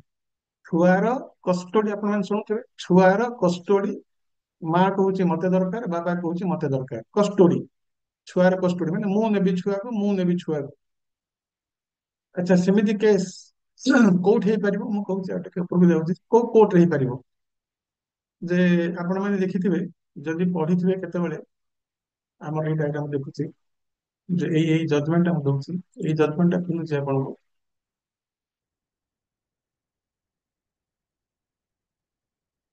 ଦେଖନ୍ତୁ ଏଇ ଜଜମେଣ୍ଟରେ ମୁଁ ଖାଲି ଆପଣଙ୍କୁ ଦେଖେଇ ଦଉଛି, ଆପଣମାନେ କେବଳ ତାକୁ ପଢିକିରି ବୁଝନ୍ତୁ। ଯେ ପାରା 16ରେ ସେ କହିଲା, ଏଇଟା ଦେଖନ୍ତୁ ଏଇଠି,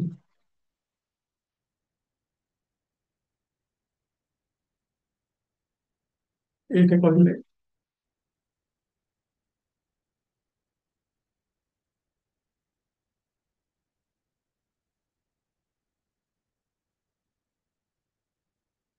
ସେ କହିଲେ ଯେ ଦି ପ୍ରକାର ଅଛି, କଷ୍ଟଡି ଦି ପ୍ରକାର ଅଛି। ଗୋଟେ ହଉଛି ଛୁଆର କଷ୍ଟଡି, ମାନେ ଛୁଆଟାକୁ ମତେ ଦିଅ, ତାକୁ କହନ୍ତି custody of the person of the minor. ଆଉ ଗୋଟେ କଷ୍ଟଡି ଅଛି, ଛୁଆ ନାଁରେ ଯଦି କିଛି ଜମି ଥାଏ ସେତେବେଳେ କହିବେ custody of the property of the minor. ତେଣୁ ଆପଣଙ୍କର ଫ୍ୟାମିଲି କୋର୍ଟର ସେକ୍ସନ 7(1)(g) ରେ ଅଛି କଣ ନା, ଯଦି ଛୁଆର କଷ୍ଟଡି ଚାହୁଁଛନ୍ତି, ଛୁଆକୁ ଦରକାର, ପିଲା ଦରକାର, ସେତେବେଳେ କଣ ହବ, ସେଇ କେସଟା ଫ୍ୟାମିଲି କୋର୍ଟରେ ହବ। କୋର୍ଟରେ ମୁଁ ପ୍ରଥମେ କହିଲି ଯେ କୋଉ ଏରିଆ, ଏବେ କହିଲି କୋଉ କୋର୍ଟ। ଯଦି ଛୁଆର କଷ୍ଟଡି ମାଗୁଛନ୍ତି କେସଟା ହବ ଫ୍ୟାମିଲି କୋର୍ଟରେ। ଯଦି ଛୁଆର ସମ୍ପତ୍ତିର କଷ୍ଟଡି ଦରକାର, ମନେକର ବାପା ମା କୌଣସି କାରଣରୁ ଏକ୍ସପାୟାର କରିଗଲେ, ମନେକର ବାପା ମା ଗୋଟେ ପିଲାର ଅନାଥ ହେଇଗଲା, ସେ ପିଲାର କିଛି ପ୍ରପର୍ଟି ଅଛି, ଜଣେ ଆପ୍ଲିକେଣ୍ଟ ଆସିକି କହୁଛି ଯେ ଆଜ୍ଞା ଏ ପିଲା ମାଇନର, ତାର ବାପା ନାହିଁ ମା ନାହିଁ, ଏକ୍ସପାୟାର କରିଗଲେ, ଆଉ କେହି ନାହାନ୍ତି, ଛୁଆର କଷ୍ଟଡି, ଜମି ଅଛି ତା ନାଁରେ, କିଛି ପ୍ରପର୍ଟି ଅଛି, ସେ ପ୍ରପର୍ଟି ମତେ ଦିଅନ୍ତୁ, ମୁଁ ତାର ଗାର୍ଡିଆନ ହେବି, ତାକୁ ବିକା ଭଙ୍ଗା କରିବି, ତାକୁ ତାର କେୟାର ନେବି, ଏମିତି କେସ୍ ବି ହେଇପାରିବ। ସେତେବେଳେ ଯଦି ପ୍ରପର୍ଟି ଇନ୍ କ୍ୱେଶ୍ଚିନ୍ ଅଛି, ସେଇ କେସଟା ହବ ଡିଷ୍ଟ୍ରିକ୍ଟ ଜଜଙ୍କ କୋର୍ଟରେ। ଯଦି ଛୁଆର କଷ୍ଟଡି, ପର୍ସନାଲ କଷ୍ଟଡି ଦରକାର, ସେତେବେଳେ କେସଟା ହବ ଫ୍ୟାମିଲି କୋର୍ଟ ବା ହଁ ଫ୍ୟାମିଲି କୋର୍ଟରେ, ବା ଯଦି ଥାଏ ହଁ ଫ୍ୟାମିଲି କୋର୍ଟ ଥିଲେ ଫ୍ୟାମିଲି କୋର୍ଟରେ ହବ, ଅଦରୱାଇଜ ଡିଷ୍ଟ୍ରିକ୍ଟ କୋର୍ଟରେ ହବ।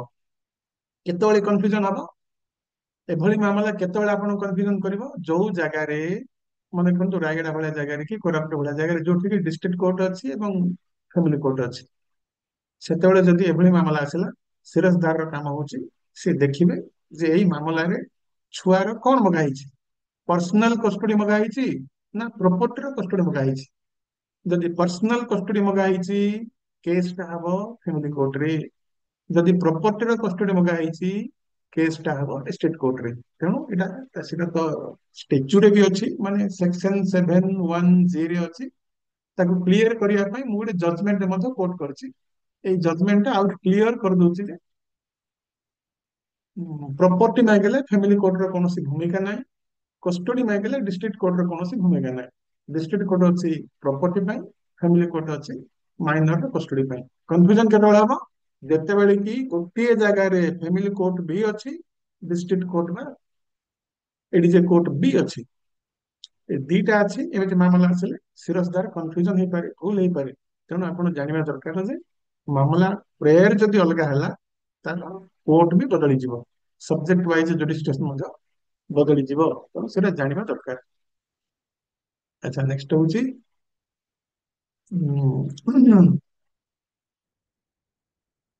ଆଚ୍ଛା, ତେଣୁ ମୁଁ ଗୋଟେ ସାମରି କରିଛି ଯେ ଗୋଲ୍ଡେନ ରୁଲ ହେଲା ଯେ every suit must be instituted before the lowest competent court. No court shall entertain any suit the value of which exceeds the pecuniary, ମାନେ ଆପଣଙ୍କର pecuniary limit କୁ ବଳିଗଲା ଭଳି କେସ୍ ତ ହବନି, ଏଇଠି ଆପଣଙ୍କର ଭୁଲ ହୁଏନି। ତିନି ହଉଛି ଏଇଟା ଇମ୍ପୋର୍ଟାଣ୍ଟ, ଏଇଟା no court shall entertain any suit the cognizance of which is expressly or implied barred। ତେଣୁ ସବଜଜ୍ କୋର୍ଟର କନଫ୍ୟୁଜନ କେତେବେଳେ ଆସେ, ଯେ ଯୋଉ କେସଟା ସବଜଜ୍ କୋର୍ଟରେ ହେଇପାରିବ ନାହିଁ, ବେଳେ ବେଳେ ସେମିତି କେସ୍ ଆଣିକି ଆପଣଙ୍କୁ କନଫ୍ୟୁଜନ କରିବେ। ଗୋଟେ କେସଟେ ଫାଇଲ କରିଦେବେ, ଆପଣ ଜାଣିପାରିବେନି ଯେ ଏ କେସଟା ସବଜଜ୍ କୋର୍ଟର କେସ୍ କି ନା ହାଇକୋର୍ଟର କେସ୍। ଏଇଟା ଜାଣିବା ପାଇଁ ଆପଣଙ୍କୁ ନେକ୍ସଟ ଥାର୍ଡ ପଏଣ୍ଟ ହଉଛି ସବଜେକ୍ଟ ୱାଇଜ ଜୁରିସଡିକ୍ସନ। ଏସବୁ ଆମେ ଡିଲ୍ କରୁଛେ କେବଳ ଜୁରିସଡିକ୍ସନ ଉପରେ, ତେଣୁ ସବଜେକ୍ଟ ୱାଇଜ ଜୁରିସଡିକ୍ସନ ଜାଣିବା ଦରକାର। ପେକୁନିୟର ତ ସରିଲା, ତେଣୁ ସବଜେକ୍ଟ ୱାଇଜ ଜୁରିସଡିକ୍ସନରେ ସେ ଆପଣ ଜାଣିବା ଦରକାର ଯେ ତାର ସାରାଂଶ କଣ। ସାରାଂଶ ହଉଛି ଆପଣଙ୍କର ଯୋଉ ପ୍ରେୟର କରିଛନ୍ତି, ସେ ପ୍ରେୟର ଟା ସିଭିଲ ଇନ୍ ନେଚର ହବା ଦରକାର। ଆଚ୍ଛା, ସିଭିଲ ଇନ୍ ନେଚର ଜାଣିବାଟା ଏତେ ଇଜି ନୁହଁ। ସିଭିଲ ଇନ୍ ନେଚର ମାନେ ପ୍ରପର୍ଟି ଡିସ୍ପ୍ୟୁଟ ହେଇପାରେ। ଆଉ ବେଳେ ବେଳେ ଆପଣ କନଫ୍ୟୁଜନ କେତେବେଳେ ହେବେ, ଯୋଉ କେସ୍ ହାଇକୋର୍ଟରେ ହବା କଥା, ଜଣେ ଓକିଲ ଆଣିକି ଆପଣଙ୍କୁ ଏମିତି ଡ୍ରାଫ୍ଟିଂ କରିଥିବ ଯେ ହାଇକୋର୍ଟ ଟ୍ରାଏଲ କଲା ଭଳିଆ ମାମଲା ଆଣିକି ସବଜେକ୍ଟ କୋର୍ଟରେ ଦାଖଲ କରିଦବ, ସେତେବେଳେ ସିରଜଦାରର ଟାସ୍କ ଟିକେ ବଢିଯାଏ। ଯେ ସିରଜଦାର ସେତେବେଳେ ପିଓଙ୍କୁ ପଏଣ୍ଟ ଆଉଟ କରିବା ଦରକାର ଯେ ସାର୍ ଏଇ କେସଟା ଆମର କୋର୍ଟରେ ଏଣ୍ଟରଟେନ୍ ହେଇପାରିବ ନାହିଁ, ଏଇଟା ହଉଛି ହାଇକୋର୍ଟର କେସ୍, ଏଇଟା ସିଭିଲ ଇନ୍ ନେଚର ନୁହଁ। ଏଇଟା ଜାଣିବା ପାଇଁ ଆପଣଙ୍କୁ ଦି ତିନିଟା ଏକ୍ସାମ୍ପଲ ଏଟା ଜାଣିବାଟା ଏତେ ଇଜି ନୁହଁ, ବିଭିନ୍ନ ବହି ପଢିବା ଦରକାର। ତଥାପି କେତେଟା ସେ ବୁଝେଇଛି, ଏଟା ପଢିକି ଆପଣ ଯାହା ବୁଝିବେ ଯେ ସିଭିଲ ସୁଟ ର ମାନେ ହଉଛି କଣ। ସିଭିଲ ସୁଟ ର ମାନେ ହଉଛି involve parties dispute between corporation co persons individuals civil suit criminal charges are not framed ଇତ୍ୟାଦି ଇତ୍ୟାଦି ସବୁ ଦେଇଛି, ଆପଣ ପଢନ୍ତୁ। ମୁଁ ଏକ୍ସାମ୍ପଲ ଦେଲେ ଆପଣ ବୁଝିବେ। ଏଇଟା ଏଇଟା ପଢିକି ବୁଝିବାଟା ସେତେ ଇଜି ନୁହଁ। ମୁଁ କେତେଟା ଏକ୍ସାମ୍ପଲ ଦଉଛି, ଏଇଟା ମନେ କଣ ଦେଇଛି ଯେ କଣ ମୁଁ ଏବେ ବୁଝଉଛି ଯେ ଆପଣଙ୍କୁ ବେଳେ ବେଳେ ପାର୍ଟି ବା ଓକିଲ କନଫ୍ୟୁଜ କରିବେ। ଯୋଉ କେସ୍ କି ଅନରେବଲ ହାଇ କୋର୍ଟରେ ହବା କଥା ସେ ଆଣିକି ଆପଣଙ୍କୁ ଦେଖେଇ ଦେବେ, ଆଜ୍ଞା ଏଇଟା ଗୋଟେ ଡିକ୍ଲେରେଟରୀ ସୁଟ, ଆପଣ ଏମିତି ଏମିତି ମାନେ ଡିକ୍ଲାରେସନ କରିଦିଅନ୍ତୁ, ମାନେ ଆମ କ୍ଲାଇଣ୍ଟକୁ ଜଣେ ଚାକିରିରୁ ବାହାର କରିଦେଲା, ଆପଣ ସେ ଚାକିରିରୁ ବାହାର କରିବା କାଗଜଟାକୁ ଇଲିଗାଲ ଭଏଡ ବୋଲିକି ଡିକ୍ଲେୟାର କରିଦିଅନ୍ତୁ। କଣ ଏଇଟା ଡିକ୍ଲେୟାର? ନାଇଁ ଆଜ୍ଞା, ଡିକ୍ଲାରେସନ ସୁଟ। ସେ କହିବ କଣ ସୁଟ? Declaration shoot. ଡିକ୍ଲାରେସନ ତ ହେଇପାରିବ ଆଉ ଏମିତିଆ କହିବ। ସେଇଠି ଆପଣ ଦେଖିବେ ଯେ ପ୍ରକୃତରେ ସୁଟ ଟା କଣ। ଜଣେ ଲୋକକୁ ଚାକିରିରୁ ଜଣେ ବାହାର କରିଦେଲା, ଡିସମିସ୍ କରିଦେଲା। ସେଇ ଲୋକ ଆସିଲା ସିଭିଲ କୋର୍ଟକୁ କହିଲା ଯେ ଯୋଉ ଚାକିରିରୁ ବାହାର କଲା ଭଳିଆ ଗୋଟେ କାଗଜ କରିଛି, ସେଇ ଅର୍ଡର ଟାକୁ ଆପଣ ନଲ୍ ଆଣ୍ଡ ଭଏଡ କରିଦିଅନ୍ତୁ, କରିଦିଅନ୍ତୁ ଚାକିରି ମିଳିଯିବ ଆଉ। କିନ୍ତୁ ସେଇଠି ଆପଣ ଜାଣିବା ଦରକାର ଯେ ସେଭଳି କେସ୍ ଗୁଡାକ ସବଜଜ୍ କୋର୍ଟରେ ହେଇପାରିବ ନାହିଁ। ଏଟା ସିଭିଲ ଡିସ୍ପ୍ୟୁଟ ନୁହଁ, ଏଟା ହଉଛି violation of fundamental right and public law principle. ମାନେ ଆପଣଙ୍କର ପ୍ଲି ହଉଛି ମତେ ଯୋଉ ଚାକିରିରୁ ବା ମୋ କ୍ଲାଇଣ୍ଟକୁ ଯୋଉ ଚାକିରିରୁ ବାହାର କଲା, that is against the fundamental right. ମୋର କ୍ଲାଇଣ୍ଟ ର ଫଣ୍ଡାମେଣ୍ଟାଲ ରାଇଟ ଭାଓଲେଟ ହଉଛି, ତାର ପ୍ଲି ଏଇଟା ନା। କିନ୍ତୁ ସେ କନଫ୍ୟୁଜନ କଣ କରିବ ଆପଣଙ୍କୁ, ନା ଆଜ୍ଞା ଡିକ୍ଲେରେଟରୀ ସୁଟ, ଡିକ୍ଲାରେସନ ତ ମାଗିଛି ଆଉ declaration that the order dated so and so is null and void. Confusion ହେଇପାର। ତେଣୁ ସେଠି ଆପଣ ଭଲ ଭାବେ ଦେଖିବେ ଯେ ଏଭଳି ସୁଟ ସବଜଜ କୋର୍ଟରେ ହେଇପାରିବ ନାହିଁ। ଏଇଥିପାଇଁ ତାକୁ ଆପଣ ଆଡଭାଇସ କରିବେ, ବା ଆଡଭାଇସ ତ କରିବେ ନା, ଆଡଭାଇସ କରିବା ଭୁଲ ହବ, ଆପଣ ନୋଟ କରିବେ ଯେ ଆପଣ ନୋଟ କରିବେ sir there is a doubt ଏଠି ସିଭିଲ କୋର୍ଟର ଜୁରିସ୍ଡିକ୍ସନ ନଥାଇପାରେ, ରିଟ୍ ଜୁରିସ୍ଡିକ୍ସନ ଆସିପାରେ, the court may please consider the matter, ଏମିତି ଲେଖିବେ ନା ଆଉ କଣ। ଶିରସ୍ତାର ହେଡ କ୍ଲର୍କ କଣ ଡାଇରେକ୍ସନ ଦେବ? ହେଡ କ୍ଲର୍କ କିମ୍ବା ଶିରସ୍ତାର ଗୋଟେ ପଏଣ୍ଟ ଆଉଟ କରିବେ ଯେ ଏଇ କେସଟା ଆଜ୍ଞା ଆମ କୋର୍ଟରେ ହବା କଥା ନୁହଁ ବୋଧେ। ସେମିତି ଅନେକ ମ୍ୟାଟର ଆସିବ ଯେ ସେଲ୍ସ ଟ୍ୟାକ୍ସ ଡିସ୍ପ୍ୟୁଟ କଣ ଆସିଲା, କିଏ ଗୋଟେ ପଳେଇ ଆସିବ ସବଜେକ୍ଟ କୋର୍ଟକୁ, ଆପଣ କହିବେ ଡାଉଟ ଅଛି ହେଇପାରିବ କି ନାହିଁ। କୋଅପରେଟିଭ ଟ୍ରିବ୍ୟୁନାଲର ଗୋଟେ ମ୍ୟାଟର ଆସିଗଲା, ହେଇପାରିବ ନାହିଁ। ତେଣୁ କସିୟସଲି ଆପଣ ଦେଖିବେ ପ୍ରେୟରଟାକୁ ପ୍ଲେନଟା ପୁରା ନ ପଢିଲେ ଆପଣ କନଫ୍ୟୁଜନ ହେବେ। ଏଇଟା ବେଶୀ ସମୟ ଆସିବନି, ବେଳେ ବେଳେ ଆସେ। ତେଣୁ ଆହୁରି ମୁଁ କେତେଟା ଏକ୍ସାମ୍ପଲ ଦେଇଛି ଯେ ଏଭଳି ଯେ କେତେ ଗୁଡିଏ ଅଛି ଯେ ଅନେକ ଜାଗାରେ ଅଛି ଯୋଉ କେସ୍ କି ଆପଣଙ୍କର ହେଇପାରିବନି। ଯେମିତି କି ଆପଣଙ୍କର ମୁଁ ଗୋଟେ ଏକ୍ସାମ୍ପଲ ଦେଲି, ଆଚ୍ଛା ଆପଣ ମାନେ ଜାଣିଛନ୍ତି କି ଯେ ଆଗରୁ ଆମେ ଥିଲାବେଳେ ଗୋଟେ କେସ୍ ହଉଥିଲା insolvency case. Insolvency case sub judge କୋର୍ଟରେ ହଉଥିଲା, ଜାଣିଛନ୍ତି। ଇନସଲଭେନ୍ସି କେସ୍ ହଉଥିଲା, କିନ୍ତୁ ପରବର୍ତ୍ତୀ ସମୟରେ 2016 ମସିହାରେ ଇନସଲଭେନ୍ସି ଆଣ୍ଡ ବ୍ୟାଙ୍କରପ୍ସି କୋଡ୍ ଆସିଲା। ଆସିବା ସମୟରେ ଇନସଲଭେନ୍ସି ଆକ୍ଟ ଟା ରିପିଲ ହେଇଗଲା। ତେଣୁ ମୁଁ ଦେଖିଲି ଗୋଟେ ଜାଗାରେ ଇନସଲଭେନ୍ସି ଆକ୍ଟ ରିପିଲ ହେଇଯିବା ପରେ ବି ଜଣେ ଓକିଲ ବନ୍ଧୁ ଗୋଟେ ଇନସଲଭେନ୍ସି କେସ୍ ଟେ ଫାଇଲ କରିଛନ୍ତି ଏବଂ ସେ କେସ ରେ ନୋଟିସ ବି ହେଇଯାଇଛି।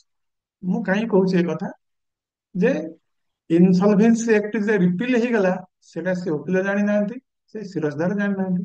ତେଣୁ ସିରଜଦାର ଜାଣିବା ଦରକାର ଯେ ଇନସଲଭେନ୍ସି ଆକ୍ଟ ରିପିଲ ହେଇଗଲା ଭାଇ, ଇନସଲଭେନ୍ସି ଆକ୍ଟ ର କେସ୍ ସବଜେକ୍ଟ କୋର୍ଟରେ ହେଇପାରିବନି। ଯଦି ଇନସଲଭେନ୍ସି ମ୍ୟାଟର କିଏ ଫାଇଲ କରିବା ପାଇଁ ଚାହୁଁଛି, ସିଏ ଇନସଲଭେନ୍ସି ଆଣ୍ଡ ବ୍ୟାଙ୍କରପ୍ସି କୋଡ୍ 2016 ଅନୁଯାୟୀ ଗୋଟେ ବୋର୍ଡ ତିଆରି ହେଇଛି, ସେଇ ବୋର୍ଡକୁ ଯିବା ଦରକାର, ଆଉ କୋର୍ଟକୁ ଯିବା ଦରକାର ନାହିଁ। ତେଣୁ ମୁଁ କାହିଁ କହୁଛି ଏଗୁଡାକ, ଏଇ ତଥ୍ୟ ଗୁଡାକ ଶିରସ୍ତାଦାର କିମ୍ବା ହେଡ କ୍ଲର୍କ ଜାଣିବା ଦରକାର। ଜାଣିଲେ ଯଦି କେହି ଜଣେ ଗୋଟେ କେସ୍ ଟେ ଆଣେ, ଆପଣ କହିବେ ନା ଯେ ନା ନାଇଁ ଆଜ୍ଞା ଏଇ ରିପିଲ ହେଇଗଲାଣି, ଏଇ କେସ୍ ଟା ହବନି।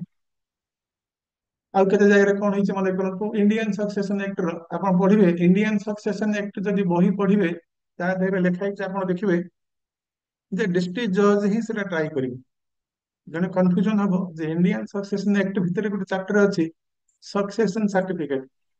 ଆଚ୍ଛା ସକ୍ସେସନ ସାର୍ଟିଫିକେଟ କେସଟା ତ ଆପଣ ମାନେ ଜାଣିଥିବେ ସବଜେକ୍ଟ କୋର୍ଟରେ ହଉଛି, କେମିତି ହଉଛି। ତେଣୁ ସେଥିପାଇଁ ଆମର ମାନ୍ୟବର ହାଇକୋର୍ଟଙ୍କର ଗୋଟେ 61 ମସିହାର ଗୋଟେ ସାର୍କୁଲାର ଅଛି।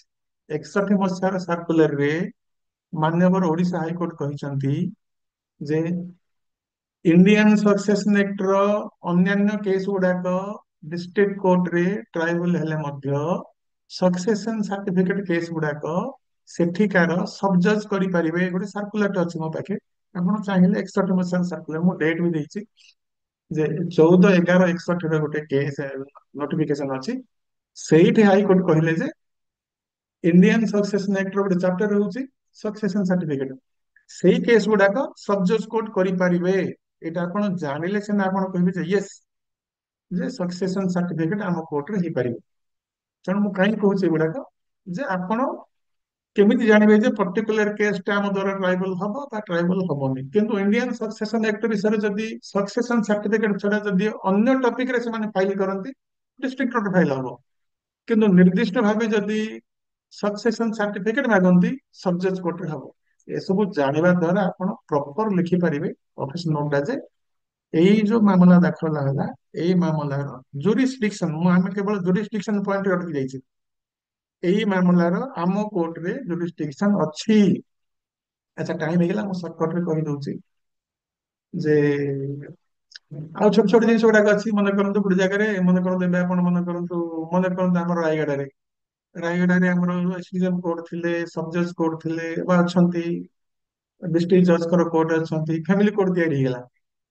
ମନେ କରନ୍ତୁ ଆଗରୁ 125 ମେଣ୍ଟେନାନ୍ସ କେସ୍ ଗୁଡାକ ଏସଡିଏମ କୋର୍ଟରେ ଫାଇଲ ହଉଥିଲା। ହିନ୍ଦୁ ମ୍ୟାରେଜ ଆକ୍ଟର କେସ୍ ଗୁଡାକ ସବ ଜଜ୍ କୋର୍ଟରେ ଫାଇଲ ହଉଥିଲା। ଖ୍ରୀଷ୍ଟିଆନ ମ୍ୟାରେଜ ଆକ୍ଟର କେସ୍ ଗୁଡାକ ଡିଷ୍ଟ୍ରିକ୍ଟ କୋର୍ଟରେ ଫାଇଲ ହଉଥିଲା। କିନ୍ତୁ ଯେତେବେଳେ once the family court is established at Rayagada, automatically କଣ ହୁଏ, ଫ୍ୟାମିଲି କୋର୍ଟର ସେକ୍ସନ 7 ହିସାବରେ ଏସଡିଏମ କୋର୍ଟର, ସବ ଜଜ୍ କୋର୍ଟର, ଡିଷ୍ଟ୍ରିକ୍ଟ କୋର୍ଟର ଏଇ ନିର୍ଦ୍ଦିଷ୍ଟ ମାମଲା ଉପରେ ତାଙ୍କର ଜୁରିସଡିକ୍ସନ ସିଜ ହେଇଯାଏ। ମାନେ ୱାନ୍ସ ଫ୍ୟାମିଲି କୋର୍ଟ ଏଷ୍ଟାବ୍ଲିଶ ହେଲା ମାନେ ସେଇ ଜାଗାରେ ଏସଡିଏମ କୋର୍ଟରେ ସେହି ଏରିଆର 125 ସିଆରପିସି କେସ୍ ହେଇପାରିବ ନାହିଁ, ବା ସେହି ଏରିଆର ସବ ଜଜ୍ କୋର୍ଟରେ ହିନ୍ଦୁ ମ୍ୟାରେଜ ଆକ୍ଟର କେସ୍ ଆଉ ହବ ନାହିଁ, ବା ସେଇ ଏରିଆର ଡିଷ୍ଟ୍ରିକ୍ଟ କୋର୍ଟରେ special marriage act, Christian marriage ଆକ୍ଟର କେସ୍ ହେବ ନାହିଁ। ଅଟୋମେଟିକାଲି ଏସବୁ କେସ୍ ଗୁଡାକ ପଳେଇଯିବ ଫ୍ୟାମିଲି କୋର୍ଟକୁ। ଏଇଟା ଆପଣ ଜାଣିଲେ କହିବେ ଯେ ହଁ, ଆମର ଫ୍ୟାମିଲି କୋର୍ଟର ୟା ଦେହରେ ଜୁରିସଡିକ୍ସନ ଅଛି। ବା ମନେ କରନ୍ତୁ ଭୁଲରେ ଜଣେ ଫାଇଲ କରିଦେଲା ଡିଷ୍ଟ୍ରିକ୍ଟ କୋର୍ଟରେ ଗୋଟେ କେସ୍, ସେ ଜାଣିବା ଦରକାର ନା, ଯେହେତୁ ୱାନ୍ସ ଫ୍ୟାମିଲି କୋର୍ଟ ତିଆରି ହେଲା ମାନେ ଡିଷ୍ଟ୍ରିକ୍ଟ କୋର୍ଟର, ସବ ଜଜ୍ କୋର୍ଟର, ଏସଡିଏମ କୋର୍ଟର ଏଇ ନିର୍ଦ୍ଦିଷ୍ଟ ମାମଲା 125 ଟୁ 128 ବା ନୂଆରେ ଯୋଉ ବିଏନଏସ ହେଲା ସେଇ ହିସାବରେ 144 ନା କଣ ଆସିବ, ସେଗୁଡାକର ଆଉ ଜୁରିସଡିକ୍ସନ ରହିବନି, ଟୋଟାଲ ଜୁରିସଡିକ୍ସନ ଆସିଯିବ ଫ୍ୟାମିଲି କୋର୍ଟର। ଏସବୁ ମୁଁ ରେଫର କରିକି କହୁଛି, ଆପଣ ଜାଣିବା ଦରକାର। ଆଉ ନେକ୍ସଟ ହଉଛି ମୁଁ କହିବି ଯେ ରିଟ୍ ଜୁରିସଡିକ୍ସନ, ଯେ ମନେ କରନ୍ତୁ ମୁଁ ଗୋଟେ ଏକ୍ସାମ୍ପଲ ଦେଇଛି, ଏଟା ଜାଣିଥାନ୍ତୁ ଗୋଟେ ଏକ୍ସାମ୍ପଲ। ମନେ ରିସେଣ୍ଟଲି କଣ ହେଲା, ମନେ କରନ୍ତୁ ଜଣେ ଲୋକ ସବ ଜଜ୍ କୋର୍ଟରେ ଗଲା, ସେ ଦେଖିଲା ଯେ ମନେ କରନ୍ତୁ ତାର ବାର୍ଥ କିମ୍ବା ଡେଥ ସାର୍ଟିଫିକେଟରେ ଗୋଟେ ନାଁ କିମ୍ବା ଡେଟ୍ ଭୁଲ ହେଇଯାଇଛି। ମନେ କରନ୍ତୁ ଜଣେ ଲୋକର ବାର୍ଥ ସାର୍ଟିଫିକେଟରେ ନାଁ କିମ୍ବା ତାରିଖ କିମ୍ବା କଣ ଗୋଟେ ତଥ୍ୟ ଭୁଲ ହେଇଯାଇଛି। ତାକୁ ଜଣେ କହିଲା ଭାଇ ପଳେଇ ଯା ସବ ଜଜ୍ କୋର୍ଟକୁ, ସବ ଜଜ୍ କୋର୍ଟରେ ଗୋଟେ ପିଟିସନ ପକେଇଦେ, ସୁଟ୍ ଟେ ପକେଇଦେ ଯେ ଟୁ ଡିକ୍ଲେୟାର ଦି ଅମକ ଅମକ is wrong and to direct the registrar to rectify the date as so and so. ବଢିଆ ହେଇଯିବ ଡିକ୍ଲାରେଟରୀ ସୁଟ୍ ଗୋଟେ ଡାଇରେକ୍ସନ। ଆଉ ନୋ, ସେ କହିଲେ ଯଦି ବାର୍ଥ କିମ୍ବା ଡେଥ ସାର୍ଟିଫିକେଟରେ କୌଣସି କରେକ୍ସନ ଦରକାର, ସେଭଳି ପ୍ରେୟର ଥିବା ସୁଟ୍ ସବ ଜଜ୍ କୋର୍ଟରେ ହେଇପାରିବ ନାହିଁ। ତା ପାଇଁ ଦିଟା ଅପସନ, ସେ ଏଇଦର ଯିବ ରେଜିଷ୍ଟ୍ରାର ଅଫ ବାର୍ଥ ଡେଥ ପାଖକୁ, ନାହିଁ ମାନେ ସେ ଯଦି ମନା କଲେ ସେ ସିଧା ଯିବ ହାଇକୋର୍ଟକୁ। ଏଭଳି କେସରେ ସବ ଜଜ୍ କୋର୍ଟର ବା ସିଭିଲ କୋର୍ଟର କୌଣସି ଜୁରିସଡିକ୍ସନ ନାହିଁ। ଏଇଟା ଆପଣ ଜାଣିବା ଦରକାର। ସୋ ଦ୍ୟାଟ ସେଭଳି କେହି ଜଣେ ଯଦି କନଫ୍ୟୁଜ କରିବା ପାଇଁ ଗୋଟେ କେସ୍ ଧରି ପଳେଇ ଆସିଲା, ଯେ କହିଲା ନାଇଁ ଆଜ୍ଞା ମୋର ବାର୍ଥ ସାର୍ଟିଫିକେଟ ଭୁଲ ହେଇଯାଇଛି, ସେମାନେ କହିଲେ ଶୁଣୁନାହାନ୍ତି, ଆଉ ମୁଁ ଗୋଟେ ସୁଟ୍ କରିଛି କରେକ୍ସନ କରିଦିଅନ୍ତୁ, ଡାଇରେକ୍ସନ ଦେଇଦିଅନ୍ତୁ। ନୋ, ହେଇପାରିବ ନାହିଁ। କେବଳ ତା ପାଇଁ ଓନ୍ଲି ରିଲିଫ ହଉଛି ହାଇକୋର୍ଟକୁ ଯିବ, କିମ୍ବା ରେଜିଷ୍ଟ୍ରାର ଚାହିଁଲେ କରିପାରିବେ, ରେଜିଷ୍ଟ୍ରାର ମନା କଲେ ସିଏ ଯିବ ହାଇକୋର୍ଟକୁ। ତେଣୁ ଆପଣ ଏଇଟା ଜାଣିଲେ ଆପଣ ଲେଖିବେ ଯେ ନା ନା ଏଭଳି କେସରେ ଆମର ଜୁରିସ୍ଡିକ୍ସନ ନଥାଇପାରେ। ନୋଟରେ ଆପଣ ଲେଖିଲା ବେଳେ ତାର ମଡେଲ ଜାଣିଛନ୍ତି ତ? ସିରୋଜଦାର କଣ ଲିଖିବେ କି ଗୋଟେ ମାଣ୍ଡାଟୋରି ଭଳିଆ ଡାଇରେକ୍ସନ ଦେଲା ଭଳିଆ ହେବ ନାହିଁ ବୋଲିକି ଆପଣ ଲିଖିବେ ଯେ ମେ ବି ନ ହେଇପାରେ। ଯେ honourable court may please consider, ମାନେ ଅନରେବଲ କୋର୍ଟକୁ ଆପଣ ଜଣେଇଦେବେ, ଇଣ୍ଟିମେଟ କରିଦେବେ ଯେ ଏଇଟା ଡାଉଟ ହଉଛି, ଜୁରିସ୍ଡିକ୍ସନ ନ ହେଇପାରେ, ତେଣୁ କନସିଡର କରନ୍ତୁ। ତେଣୁ ଏଗୁଡା ଜାଣିଲେ ଆପଣ ଲେଖିବେ ଯେ ସବଜଜ୍ କୋର୍ଟର ଜୁରିସ୍ଡିକ୍ସନ ନାହିଁ। ତେଣୁ ସେମିତି ଏଇଟା ବି ଆଉ ଏକ୍ସାମ୍ପଲ, ଏଭଳି କେସରେ କାହାକୁ ମନେକର କିଏ ପେନସନ ଦେଲାନି, ସେ କଣ ଧରିକିନା ପଳେଇ ଆସିବ ସବଜଜ୍ କୋର୍ଟ, କାହିଁକି ଆମର ପେନସନ ଦଉନାହାନ୍ତି, ଗୋଟେ ସୁଟ ପକେଇ ଦଉଛି ଆଉ ମତେ ପେନସନ ଦେବା ପାଇଁ ଅର୍ଡର କରିଦିଅନ୍ତୁ। ହବନି, ସେଗୁଡା ସବୁ ହାଇକୋର୍ଟ ମ୍ୟାଟର। ସେମାନେ ସିଭିଲ କୋର୍ଟକୁ ଆସିପାରିବେ ନାହିଁ, କାରଣ ସେଗୁଡାକ ଷ୍ଟେଚୁଟୋରି ରାଇଟ ଭାଓଲେସନ ପାଇଁ ଯୋଉମାନେ କରୁଛନ୍ତି ସେଇଟା କେବଳ ହାଇକୋର୍ଟରେ ରିଟ୍ ଆକାର ହେଇପାରିବ। ଅନେକ ସମୟରେ ଆପଣ କନଫ୍ୟୁଜନ କରିବା ପାଇଁ ଓକିଲ ଆଣିକିରି ଗୋଟେ ସୁଟ୍ ଦେଇଦେବେ, ଆପଣ ଯଦି ତାକୁ ସିଭିଲ ସୁଟ୍ ଭାବିକିରି ଆଡମିଟ କରିଦେବେ, ଭୁଲ ହେଇଯିବ। ସିରୋଜଦାର କାମ କଣ, ସେ ଖାଲି ନୋଟ କରିବ, ଯେ ପଏଣ୍ଟ ଆଉଟ କରିଦେବ ଯେ ମେ ବି, ଯେ honourable court may please consider the admissibility of the case in view of so and so। ତେଣୁ ସିରୋଜଦାର କହିବେ ଯେ, ପଏଣ୍ଟ ଆଉଟ କରିବେ କୋର୍ଟକୁ ଯେ ଆଜ୍ଞା ଏଇଟା ହେଇନପାରେ, ୟାର ଜୁରିସ୍ଡିକ୍ସନ ବୋଧେ ନାହିଁ। ମୁଁ ତା ପାଇଁ ଗୋଟେ ରେଫରେନ୍ସ ଦେଇଛି, ଆପଣ ଚାହିଁଲେ ସେଟା ପଢିପାରିବେ। ନେକ୍ସଟ ହଉଛି, ମୁଁ ପୁଣି ଅଧିକା ଏକ୍ସାମ୍ପଲ ଦେଇଛି ଯେ କୋଉ କୋଉ କେସ୍ ଗୁଡାକ ସବଜଜ୍ କୋର୍ଟରେ ହେଇପାରିବ ନାହିଁ। ଅନେକ ସମୟରେ କନଫ୍ୟୁଜ କରିବା ପାଇଁ ଜଣେ ଆଣିକି ସବଜଜ୍ କୋର୍ଟରେ କେସଟେ ଦେଇଦବ, ଆପଣ ଏଡମିଟ କରିଦେବେ। ଦେଖନ୍ତୁ ମୁଁ ସର୍ଟକଟରେ ବସେଇ ଦଉଛି। ସର୍ଫେସାଇ ମାନେ ଯୋଉ ବ୍ୟାଙ୍କରୁ ଲୋନ ନଉଛନ୍ତି, ଘର ସବୁ ନିଲାମ ହେଇଯାଉଛି, ସେଇ ନିଲାମ ଏଗନେଷ୍ଟରେ କେହି ମାନେ ସିଭିଲ କୋର୍ଟକୁ ଆସିପାରିବେ ନାହିଁ। ତା ପାଇଁ ସେ ଟ୍ରିବ୍ୟୁନାଲ ଅଛି, ଡିଆରଟି ଟ୍ରିବ୍ୟୁନାଲ ଅଛି, ସେମିତି କେସ୍ ଆସିପାରିବେ ନାହିଁ। ମନେ କରନ୍ତୁ ଗୋଟେ ଆପଣ ଘରକୁ ଇଲେକ୍ଟ୍ରିସିଟି ଆସିଛି, ଗୋଟେ ତାଙ୍କର ଭିଜିଲାନ୍ସ ୱିଙ୍ଗ ଆସିଲା, ୱିଙ୍ଗ ଆସିକି ମନେ କରନ୍ତୁ ଆପଣଙ୍କର ଘରେ ଗୋଟେ ଦେଇଦେଲେ ସେମାନେ ଗୋଟେ ଅର୍ଡର ଯେ ଆପଣ ଏତିକି ଟଙ୍କା ବାନ୍ଧନ୍ତୁ, ନହେଲେ ଆପଣ ଲାଇନ ଆମେ କାଟିଦବୁ। ଆପଣ କହିବେ ନା ଏଇଟା ଭୁଲ, ଇଲିଗାଲ, ଅମକ ସମକ ବୋଲିକି ଗୋଟେ ସୁଟ୍ ପକେଇଦେବେ ଯେ ତାଙ୍କର ସେ ଭିଜିଲାନ୍ସ ୱିଙ୍ଗର ସେ ଯୋଉ ବିଲଟାକୁ ଆପଣ ଇଲିଗାଲ ଭଏଡ ବୋଲି ଡିକ୍ଲେୟାର କରିଦିଅନ୍ତୁ ବୋଲି ଗୋଟେ କେସ୍ ପକେଇଦେବେ ସିଭିଲ ସୁଟ୍। ସେଠି ଆପଣ ଜାଣିବା ଦରକାର ଇଲେକ୍ଟ୍ରିସିଟି ଆକ୍ଟରେ ବାହାର କରାହେଇଛି ଯେ ସିଭିଲ କୋର୍ଟ ଏଭଳି ମାମଲାକୁ ଜୁରିସ୍ଡିକ୍ସନ ନେଇପାରିବ ନାହିଁ। ତେଣୁ ସେଟା ଶିରସ୍ତାର ଜାଣିବା ଦରକାର। ଶିରସ୍ତାର କହିବେ ଯେ ଆଜ୍ଞା ଏ କେସରେ ଆମର ଜୁରିସ୍ଡିକ୍ସନ ନାହିଁ, ସରଫେସ ଆକ୍ଟରେ ସିଭିଲ କୋର୍ଟର ଜୁରିସ୍ଡିକ୍ସନ ନାହିଁ। ତେଣୁ ଏଗୁଡାକ ମୁଁ ଖାଲି ପଏଣ୍ଟ ଆଉଟ କରୁଛି, ଅନେକ ଜିନିଷ ସେମିତି ମୁଁ କିଛି କିଛି ପଏଣ୍ଟ ଆଉଟ କରୁଛି, ଆପଣ ପଢନ୍ତୁ କେତେବେଳେ। ସେମିତି ମୁଁ ଆହୁରି ଦେଖିଛି, ଆଉ ଗୋଟେ ଏକ୍ସାମ୍ପଲ ଦେଇଛି। ମନେ କରନ୍ତୁ ଜଣେ ଆସିଲା, ମନେ କରନ୍ତୁ ଗଭର୍ଣ୍ଣମେଣ୍ଟ କଣ କଲା ରାସ୍ତା କରିବା ପାଇଁ, ମନେକର ଓଡିଶା କି ଇଣ୍ଡିଆ ଗଭର୍ଣ୍ଣମେଣ୍ଟ ଚାହିଁଲା ରାସ୍ତା କରିବା ପାଇଁ, ଆଉ ଜଣଙ୍କର ଜମି ମଝି ଦେଇକି ରାସ୍ତା ନେଇଗଲା। ଜମି ମାଲିକ କହିଲା ନାଇଁ ହେଇପାରିବନି, ମୁଁ ଯିବି କୋର୍ଟକୁ ଯିବି, ଇଞ୍ଜକ୍ସନ ସୁଟ୍ ପକେଇଦେବି, ତମେ କେମିତି କରିବ ଦେଖିବା ରାସ୍ତା। ସେ ଆସିକି ଗୋଟେ ସୁଟ୍ ପକେଇଦବ, କଣ ନାଇଁ ଆମ ଷ୍ଟେଟ ଆସିକି ଆମ ଜମି ମଝିରେ ରାସ୍ତା କରିଦଉଛି, ଇଞ୍ଜକ୍ସନ ଦେଇଦେବି। ତେଣୁ ସେଭଳି କାମ ତ ବନ୍ଦ ହେଇଗଲେ ଅସୁବିଧା ହବ। ତେଣୁ ଗଭର୍ଣ୍ଣମେଣ୍ଟ ଅଫ ଇଣ୍ଡିଆ ଏମିତି ରୁଲ କରିଛନ୍ତି।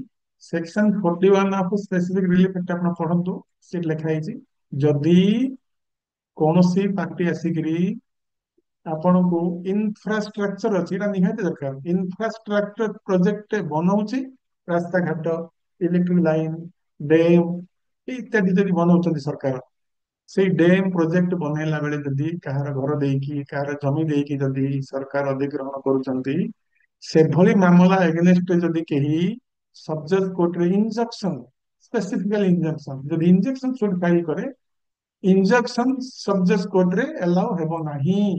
ସେଇଟା ସେକ୍ସନ 41ରେ amendment ରେ ଅଛି। ଏଇଟା କିଏ ଜଣେଇବ କୋର୍ଟକୁ? ସିରଜଦାର ଜଣେଇବ, ଓକିଲ ତ ଜଣେଇବ। ଓକିଲ କେତେବେଳେ ଜଣେଇବ?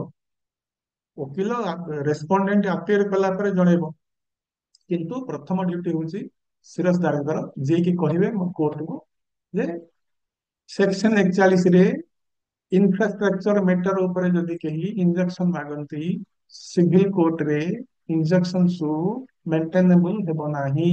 ଏଇ କଥାଟା ସିରଜଦାର ନୋଟ କଲେ, ନୋଟ କରିବେ, ଅଫିସ ନୋଟରେ ଲେଖିବେ, ସୋ ଦ୍ୟାଟ ସେଇଠି କେସଟା ଡିସାଇଡ ହବ ଏଡମିଜିବଲ ହବ କି ନାହିଁ, ସୋ ଦ୍ୟାଟ କୋର୍ଟର ମୂଲ୍ୟବାନ ସମୟ ବର୍ବାଦ ହବନି। ନେକ୍ସଟ ହେଇଗଲା ସେ ବିଭିନ୍ନ ଦେଇଛି, ଅନେକ ଏକ୍ସାମ୍ପଲ ଦେଇଛି ଯେ ଏଇ ମାମଲା ସିଭିଲ କୋର୍ଟରେ ହବ ନାହିଁ।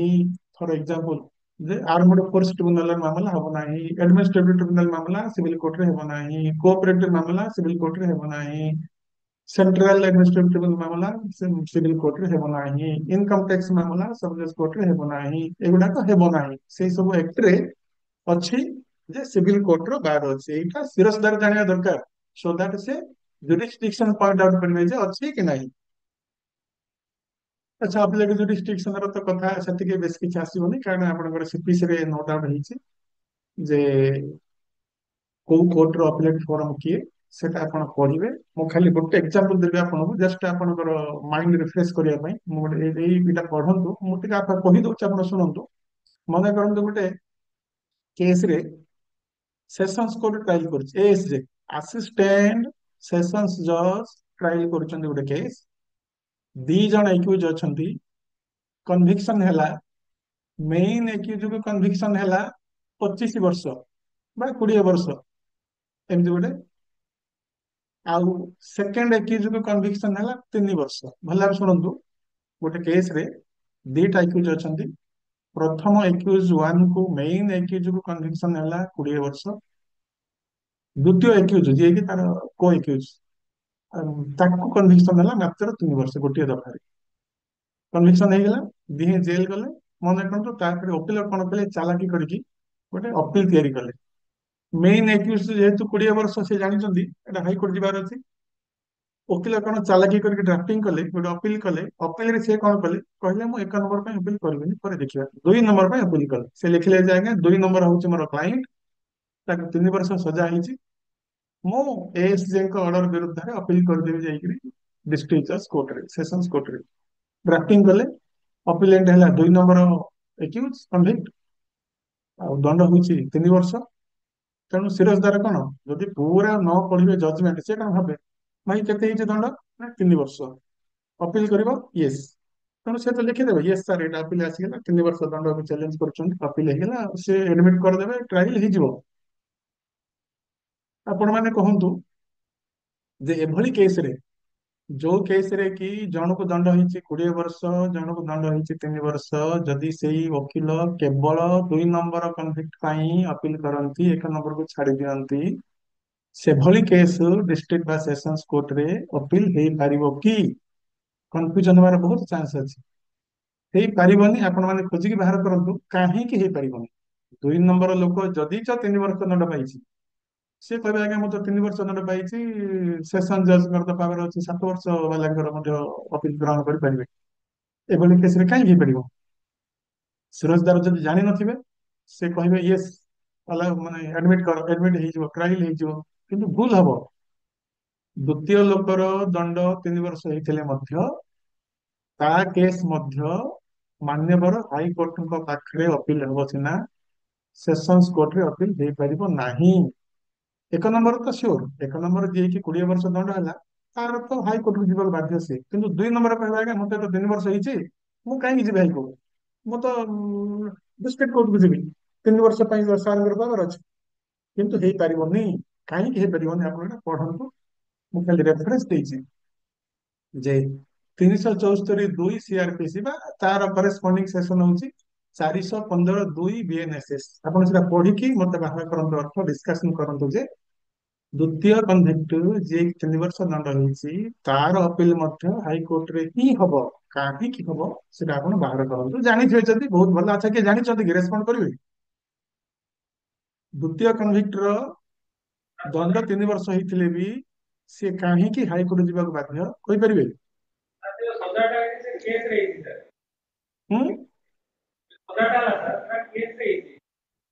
ହଁ, ତା ନିୟମ ହଉଛି ଯେ କେସରେ ଯଦି ଜଣକୁ 20 ବର୍ଷ ହେଲା, ସେ ଟୋଟାଲ କେସକୁ ଟ୍ରିଟ କରାଯିବ ଯେ ସେଇ କେସର ମାମଲା ହଉଛି 20 ବର୍ଷ ମାମଲା, ତାକୁ 3 ବର୍ଷ ମାମଲା ହିସାବରେ ଗ୍ରହଣ କରାଯିବ ନାହିଁ। ତେଣୁ 3 ବର୍ଷ ବାଲା ଯଦି କନଫ୍ୟୁଜନ କରିବା ପାଇଁ ଆପଣଙ୍କୁ ଗୋଟେ ଅପିଲ କରିଦିଏ, 1 ନମ୍ବରକୁ ଛାଡିଦିଏ, 3 ବର୍ଷ ବାଲା ଗୋଟେ ଅପିଲ କରିକି ଫାଇଲ କରିଦବ, ଯଦି ସିରଜଦାର ଜାଣିନଥିବ, ସିଏ ତ କହିବ ହଁ ଏଇଟା 3 ବର୍ଷ ମାମଲା, ପାଖରେ ହେଇପାରିବ ବୋଲି। ହେଇପାରିବନି। 3 ବର୍ଷ ବାଲା ବି ଅପିଲ କଲେ ସିଏ ମଧ୍ୟ ହାଇକୋର୍ଟ ଯିବାକୁ ବାଧ୍ୟ। ଏଟା ମୁଁ କାହିଁକି କହୁଛି, ଜୁରିସଡିକ୍ସନ। ଆପଣ କହିବେ ଏଇ ମାମଲାରେ ସେସନ୍ସ କୋର୍ଟର ଜୁରିସଡିକ୍ସନ ନାହିଁ। ଏଟା ଆପଣ କହିଲେ ସିନା ସେଟା ପଏଣ୍ଟ ଆଉଟ ହବ। ତେଣୁ ଏସବୁ ଆପଣ ଜାଣିବା ଦରକାର। ବାସ୍ ଅନେକ ଜାଗାରେ ଆପଣଙ୍କର ଅଛି କନକରେଣ୍ଟ ଡିଭିଜନ। ମୁଁ ଭାବୁଛି ଆପଣ ମାନେ ବୋର ହେଇଯିବେନି, ତ ମୁଁ ସର୍ଟକଟରେ ମୁଁ ଖାଲି କେତେଟା ସର୍ଟକଟରେ ମୁଁ ସାରି ଦଉଛି।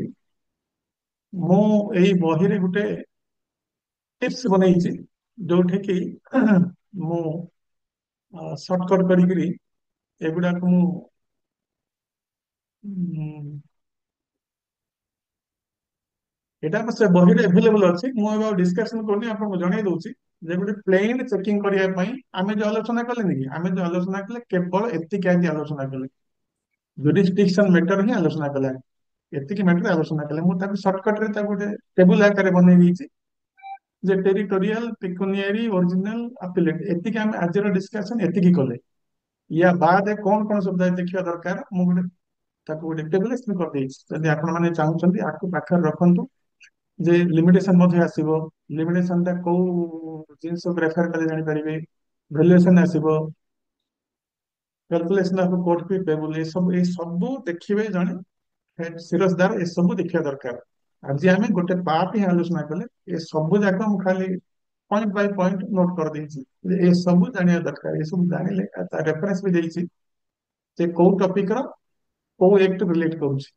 ତେଣୁ ଏ ସବୁ ଯଦି ଆପଣ ଗୋଟେ ଚେକ୍ ସ୍ଲିପ୍ ଭାବନ୍ତୁ, ଏଇଟା ଗୋଟେ ଚେକ୍ ସ୍ଲିପ୍, ଏ ଚେକ୍ ସ୍ଲିପ୍ ଯଦି ପାଖରେ ରଖିବେ ତେବେ ଆପଣଙ୍କୁ ଇଜି ହବ ଜାଣିବା ପାଇଁ ଯେ କଣ କଣ ଜିନିଷ ଜାଣିବା ଦରକାର। ତେଣୁ ଆମେ ତ ଆଜି କେବଳ ଏତିକି ଆଲୋଚନା କଲେ, ଆହୁରି ଯଦି କେତେବେଳେ ଯଦି ସୁଯୋଗ ଆପଣଙ୍କୁ ସମୟ ମିଳେ, ବାକି କଥା ଆପଣ ଚାହିଁଲେ ବହିରୁ ପଢିପାରିବେ, ନିଜେ ଡିସ୍କସନ କରିପାରିବେ। ଆଜି ଆମେ କେବଳ ଏତିକି ଆଲୋଚନା କଲେ, କେବଳ ଦିସ୍ ମଚ୍। ଏତିକିରେ ଆଜି ଆମର କ୍ଲାସ୍ ଆମେ ସାରୁଛେ। ଆଚ୍ଛା ହରିହର ବାବୁ, ହ୍ୟାଲୋ ଶୁଭୁଛି ହରିହର ସାର୍, ବାବୁ? ନମସ୍କାର ସାର୍। ହଁ ସାର୍ ନମସ୍କାର।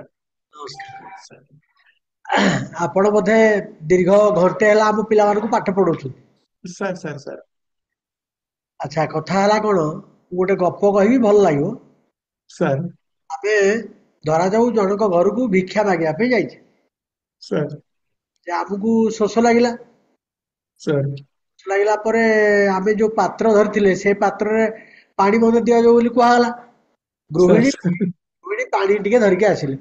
ଦେଖିଲେ ସାର୍ ଯୋଉ ପାତ୍ରଟି ଧରିକି ଆସିଛନ୍ତି ସେ ଭିକ୍ଷୁକ, ସେ ପାତ୍ରଟି ଅପରିଷ୍କାର ଅଛି। ସାର୍ ତାପରେ ଗୃହିଣୀ ପଚାରିଲେ ଯେ ତମର ତ ପାତ୍ର ଠିକ ନାହିଁ, ଆଉ ହଁ ସାର୍ ହଁ ମୁଁ ଗୋଟେ ଘରୁ ଆଣୁଛି ସେଇଥିରେ ପାଣି ଦେବି କି? ନା ନା ମା, ହଁ ମୋ ପାତ୍ରରେ ମତେ ପାଣି ଦିଅ। ଏଟା କହିବାର ଅର୍ଥ ହେଲା ଏହା ଯେ ହଁ ପ୍ରଥମେ ଆମେ ଦେଖିବା ଦରକାର ଯୋଉମାନେ ସାର୍ ଆମ ସହିତ ଆଜି ଶିକ୍ଷଣୀୟ ବ୍ୟବସ୍ଥାରେ ଅଛନ୍ତି, ଏ, ସାର୍ ସେମାନେ ପ୍ରକୃତରେ ତାଙ୍କର ପାତ୍ରତା ଆସିଲାଣି ନା ନାଇଁ। ହଁ ନାଇଁ ମୁଁ ତ ପାଇଁ ସେଥିପାଇଁ କହିଲି କେବଳ ନୂଆ ପିଲା ହୁଏତ ସେତେ ଧରି ପାରିବେନି ଏଗୁଡାକ। ମୋ ଟପିକ ଟା ଆଜି କେବଳ ହେଡ କ୍ଲର୍କ କେଡର ପିଲାମାନେ ଯୋଉମାନେ କି ବିଶେଷ କରିକି ସବଜଜ୍ କୋର୍ଟରେ କାମ କରିଛନ୍ତି, ସେମାନଙ୍କୁ ସୁଇଟେବୁଲ ହବ। ଆଚ୍ଛା, ଆଉ ନୂଆ ପିଲାଙ୍କୁ ନାଇଁ ସାର୍, ନୂଆ ପିଲାଙ୍କୁ ପଢେଇବା ପାଇଁ ତ ସାର୍ ସବୁ ଟପିକ ରେ ଅଛି, ଆମର ଜେଆରସିଓ ରେ ସବୁ ଟପିକ ୱାଇଜ ହେଇକି ଅଛି। ଯେ କେହି ଚାହିଁଲେ ପଢିପାରିବ ଏବଂ ତାକୁ ଏକ୍ୱାର କରିପାରିବ। ଏଇ ଆମେ ଗୋଟେ ଟପିକ ଟା ସାର୍, ଆମେ ଏଇ ଗୋଟେ ଟପିକ ଟା ସାର୍, ସାର୍ କହନ୍ତୁ ଆମେ ଗୋଟେ ଅଭିନବ ଆନ୍ଦୋଳନ କରିଛୁ, ସାର୍। ଗୋଟେ ମୁଭମେଣ୍ଟ। ସାର୍ ଆଚ୍ଛା, ଏଇ ଆନ୍ଦୋଳନରେ ଆମେ ପ୍ରତି ଜିଲ୍ଲାର ସାର୍ ଯୋଉମାନେ ବୁଦ୍ଧିଜୀବୀ ଅଛନ୍ତି, ହଁ ସାର୍ ଯୋଉମାନଙ୍କର ଅନୁଭବ ଅଛି, ସାର୍ ଯୋଉମାନେ ଆମ ପିଲାମାନଙ୍କୁ ଶିକ୍ଷା ଦୀକ୍ଷା ଦେଇପାରିବେ, ତାଙ୍କୁ ସାର୍ ଆମେ ନିମନ୍ତ୍ରଣ ଜଣାଉଛୁ। ହଁ ସାର୍ ଭଲ। ଏଇ ପରିପ୍ରେକ୍ଷୀରେ ଆପଣଙ୍କ ନାଁ ଆସିଲା ଏବଂ ପ୍ରଥମେ ଆପଣଙ୍କ ପାଖରେ ଯାହା ଯାହା ମନ୍ତ୍ର ଯନ୍ତ୍ର ତନ୍ତ୍ର ଅଛି ସାର୍ ତାକୁ ସାର୍ ଆଗ ଆମ ପିଲାମାନଙ୍କୁ ଦିଅନ୍ତୁ। ହଁ ଦେଲେ ସାର୍ କଣ ହବ? ସେମାନେ ପାଖରେ ସେଇ କପିର ଗୋଟେ ଗୋଟେ ସିଟ୍ ରଖିବେ ଏବଂ ହଁ ଆପଣ ସାର୍ ହଁ ଯାହା ଯାହା କହୁଛନ୍ତି ସେ ସାର୍ ପୂର୍ବରୁ ପଢିକି ଆସିବେ ଏବଂ ପଢିକି ସାର୍ ଆସିଲେ କଣ ହବ, ଆମେ ହଁ ସେଟା ନାଇଁ ସାର୍, ଭଲ ଭାବେ ସାର୍ ଇଣ୍ଟରାକ୍ସନ କଲେ, କୋଶ୍ଚିନ୍ ଆନ୍ସର ଭଳିଆ ହେଲେ, କୋଶ୍ଚିନ୍ ଆନ୍ସର ଭଳିଆ ଗୋଟେ ସେସନ ହେଲେ ସେଟା ଭାରି ଭଲ ହବ। ଆଉ ୟା ଦ୍ୱାରା କଣ ହବ, ପିଲାମାନେ ଯଦି ପୂର୍ବରୁ ଗୋଟେ ଟପିକ ଧରାଯାଉ ଜୁରିଡିକ୍ସନ, ସାର୍ ହଁ ଜୁରିଡିକ୍ସନ ଟପିକ ଉପରେ ପୂର୍ବରୁ ସେ ଟିକେ ଦେଖିକିରି ଆସିଥିବେ। ନିଶ୍ଚୟ ଆପଣ ନିଶ୍ଚୟ ସାର୍ ହଁ ସାର୍ ଆପଣ ଯୋଉ ଦେଇଥିବେ ଟୀକା ହଉ ବା ସମୀକ୍ଷା ହଉ, ଯାହା ଯାହା ସାର୍ ସଂଗ୍ରହ କରି ଦେଇଥିବେ, ସେ ପୂର୍ବ ସାର୍ ଦିନ ରାତିରେ ଘଣ୍ଟାଟେ ଘଣ୍ଟାଟେ ଦେଖିଲେ ବି ଢେର, ସେମିତି ଅଧିକ ହଁ ଦରକାର ସାର୍ ନାହିଁ। ଆଉ ଟିକେ ଆମ ପାଇଁ ସମୟ ବାହାର କରିକିରି ଯୋଉଟା ସିଏ ସାର୍ ଆସିଥିବେ ତାହାର ଯାହା ହଁ ରିପୋର୍ଟ ଥିବ ଏବଂ ଆପଣଙ୍କ ସାର୍ ପାଖରେ କଣ କଣ ଚଞ୍ଚୁ ଜରିଆରେ ତାକୁ ସୂଚନା ଦେଇପାରିବେ ତାକୁ ଦେଲେ ସାର୍ ଭାବର ଆଦାନ ପ୍ରଦାନ ହବ ଏବଂ ଅଳ୍ପ ସମୟ ଭିତରେ ବହୁତ କଥା ଆଲୋଚନା ହେଇପାରିବ। ହଁ ସାର୍ ହଁ ସାର୍ ମୁଁ ଲକ୍ଷ୍ୟ କଲି ଆଜି ଆପଣ ବହୁତ ବହୁତ କଥା କହିଛନ୍ତି ଯୋଉଟା ସାର୍ କି ଏମାନେ ଗୋଟେ ପଟ କାନରେ ଭର୍ତ୍ତି କରିକି ଆର ପଟ କାନରେ ଛାଡିଛନ୍ତି। ହଁ ନାଇଁ ସେଟା ତ ମାନେ ମୁଁ ନାଇଁ ସେଥିପାଇଁ ମୁଁ କହୁଥିଲି ଯେ ଗୋଟେ ଇଣ୍ଟରାକ୍ସନ ଟାଇପ ର ହେଇଥାନ୍ତା ଯେ ସେମାନେ ପଚାରିଥାନ୍ତେ ମୁଁ କହିଥାନ୍ତି ମୁଁ ପଚାରିଥାନ୍ତି ସେମାନେ କହିଥାନ୍ତେ। ତେଣୁ ଆଉ ମୁଁ ଯୋଉ କଥାଟି ସାର୍ କହିଲି ଆପଣ ମତେ ମନେ ପକେଇବାରୁ କୃତଜ୍ଞତା ଜଣାଉଛି। ହଁ ଠିକ ଠିକ ମୁଁ ଥିଲି ସେତେବେଳେ ସାର୍ ଆପଣ କହିଲା ବେଳେ ମୁଁ ଥିଲି ପ୍ରଥମରୁ ଅଛି ସାର୍ ସାର୍ ପ୍ରଥମରୁ ଅଛି ବୋଧେ 5-10 ମିନିଟ୍ ଆରମ୍ଭ ହେଲା ପରେ ଆସିକି ପହଞ୍ଚିବୁ ସାର୍ ସାର୍ ସାର୍ ସେପଟେ ମୋର କାମ ଅଛି ବଡ କାମ ଅଛି ବିରାଟ କାମ ଅଛି ତାକୁ ଛାଡିକି ଆସିବୁ ସାର୍ କିନ୍ତୁ ସାର୍ ସାର୍ ଏଇଥିପାଇଁ ହଁ ଆସିଲି ଯେ ସାର୍ ଆପଣ ସାର୍ ପଢେଇବାରେ ଯୋଉ ଆନନ୍ଦ ଦଉଥିବେ ଆଉ ଏମାନେ ସାର୍ ପାଠ ଶୁଣିବାରେ ଯୋଉ ଆନନ୍ଦ ପାଉଥିବେ ମୁଁ ବସିଲା ହଁ ମାନେ ବୋଧେ ସେ ଆନନ୍ଦ କମି ଯାଇପାରେ କି ଅଧିକ ପାରେ ମୁଁ ଜାଣିନି ହଁ କିନ୍ତୁ ନାଇଁ ତାପରେ ମୁଁ ଦେଖିଲି ସେମାନେ ଲେନ୍ଦି ଡେରି ଲମ୍ବା ଟାଇମ କଲେ ବି କେହି ବସି ପାରିବେନି ଟିକେ ହଁ, ମାନେ ସମୟ କମ ହବା ଦରକାର ଘଣ୍ଟାଏ କିଏ ବସି ପାରିବେନି ହଁ। ଏରା ନା, ସେମିତି ଏମାନେ କିଛି ଗୋଟେ ବସିବେ ଏମାନେ ଇଣ୍ଟରେଷ୍ଟିଂ ଆଗ୍ରହ ଅଛି ଟପିକ। ବସିବେ କିନ୍ତୁ କଥା ହଁ ହେଲା କଣ ଆମେ ଏମିତି ସାର୍ ରୋଚକ ତଥ୍ୟ ରଖିବା ଯୋଉଟା ହଁ କି ସାର୍ ଆହୁରି ମାନେ ରସାୟନିତ କରିବ। ହଁ ହଁ ସାର୍ ସାର୍ ସାର୍ ସାର୍ ଆଚ୍ଛା ଛୋଟ ଉଦାହରଣ ମୁଁ ଦେବି ଭଲ ଲାଗିବ ସମସ୍ତଙ୍କୁ ଏଇଟା ସାର୍ ଗୋଟିଏ ଝିଅଟିଏ ଗୋଟେ ପୁଅକୁ ଭଲ ପାଉଥିଲା ସାର୍ ଯେ ସେ ଝିଅଟି ପରବର୍ତ୍ତୀ ପର୍ଯ୍ୟାୟରେ ସିଏ ବି ଓଏସ୍ ପଢାପଢି କରୁଥିଲା ପୁଅଟି ମଧ୍ୟ ଓଏସ୍ ପଢାପଢି କରୁଥିଲା ଉଭୟ ମିଶିକିରି ଝିଅ ଘରେ ରହିକିରି ପାଠ ପଢୁଥିଲେ ପୁଅର ଯାବତୀୟ ଖର୍ଚ୍ଚ ଝିଅର ମା ବହନ କରୁଥିଲେ ଏଇଟା ସତ ସାର୍ ଯେ ପରବର୍ତ୍ତୀ ପର୍ଯ୍ୟାୟରେ ଝିଅଟି ଓଏସ୍ ପାଇଲାନି ପୁଅଟି ଓଏସ୍ ପାଇଯାଇଛି। ସାର୍ ଆଚ୍ଛା ଓଏସ୍ ପାଇଲା ପରେ ଝିଅ ପ୍ରତି ତାର ଆକର୍ଷଣ କମିଯିବାର କାରଣ ହଉ ବା ଝିଅ ନ ପାଇବା ଯୋଗୁ ଓଏସ୍ ତାର ମନରେ ବିମୁଖତା ହଉ ଯାହା ବି କାରଣ ହଉ କେମିତି ସାର୍ କଣ ହେଇକି ତାଙ୍କ ଭିତରେ ଟିକେ ମାନେ ଦ୍ଵନ୍ଦ ଉପୁଜିଛି ଆଉ ମତାନ୍ତର ହେଇଛି ପରବର୍ତ୍ତୀ ପର୍ଯ୍ୟାୟରେ ମନାନ୍ତର ହେଇଗଲା ସାର୍ ହେଲା ପରେ ଝିଅର ମା ଯୋଉ ପଇସା ପୁଅ ପିଛା ଖର୍ଚ୍ଚ କରିଥିଲା ସେ ଗୋଟେ ସିଭିଲ ସୁଟକୁ ଗଲା ଏବଂ କହିଲା ସାର୍ ଯେ ଏଇ ପୁଅ ଚାକିରି ପାଇଲା ପରେ ମୋ ଝିଅକୁ ବାହା ହବ ଡିକ୍ଲାରେସନ ଦିଆଯାଉ ସାର୍ ସାର୍ ଦ୍ୱିତୀୟ ଡିକ୍ଲାରେସନ କଣ ମାନେ ଓ ମନି ସୁଟ ଟାଇପ ର ସେ ପୁଣି ଗଲା ଯେ ମୋ ହୁଁ ଝିଅକୁ ଯଦି ଏଇ ପୁଅ ବାହା ନ ହୁଏ ତାହେଲେ ଏତିକି ଏତିକି ସମ୍ପତ୍ତି ମଧ୍ୟ ଦିଆଯାଉ ତା ପିଛା ଯୋଉ ଖର୍ଚ୍ଚ କରିଛି କମ୍ପେନସେସନ ଦିଆଯାଉ ହୁଁ ତାପରେ ଇନଡାଇରେକ୍ଟଲି ସେ କହୁଛି ଯେ ମୋ ଝିଅ ହଉଛି ଏଇ ପୁଅର ହଉଛି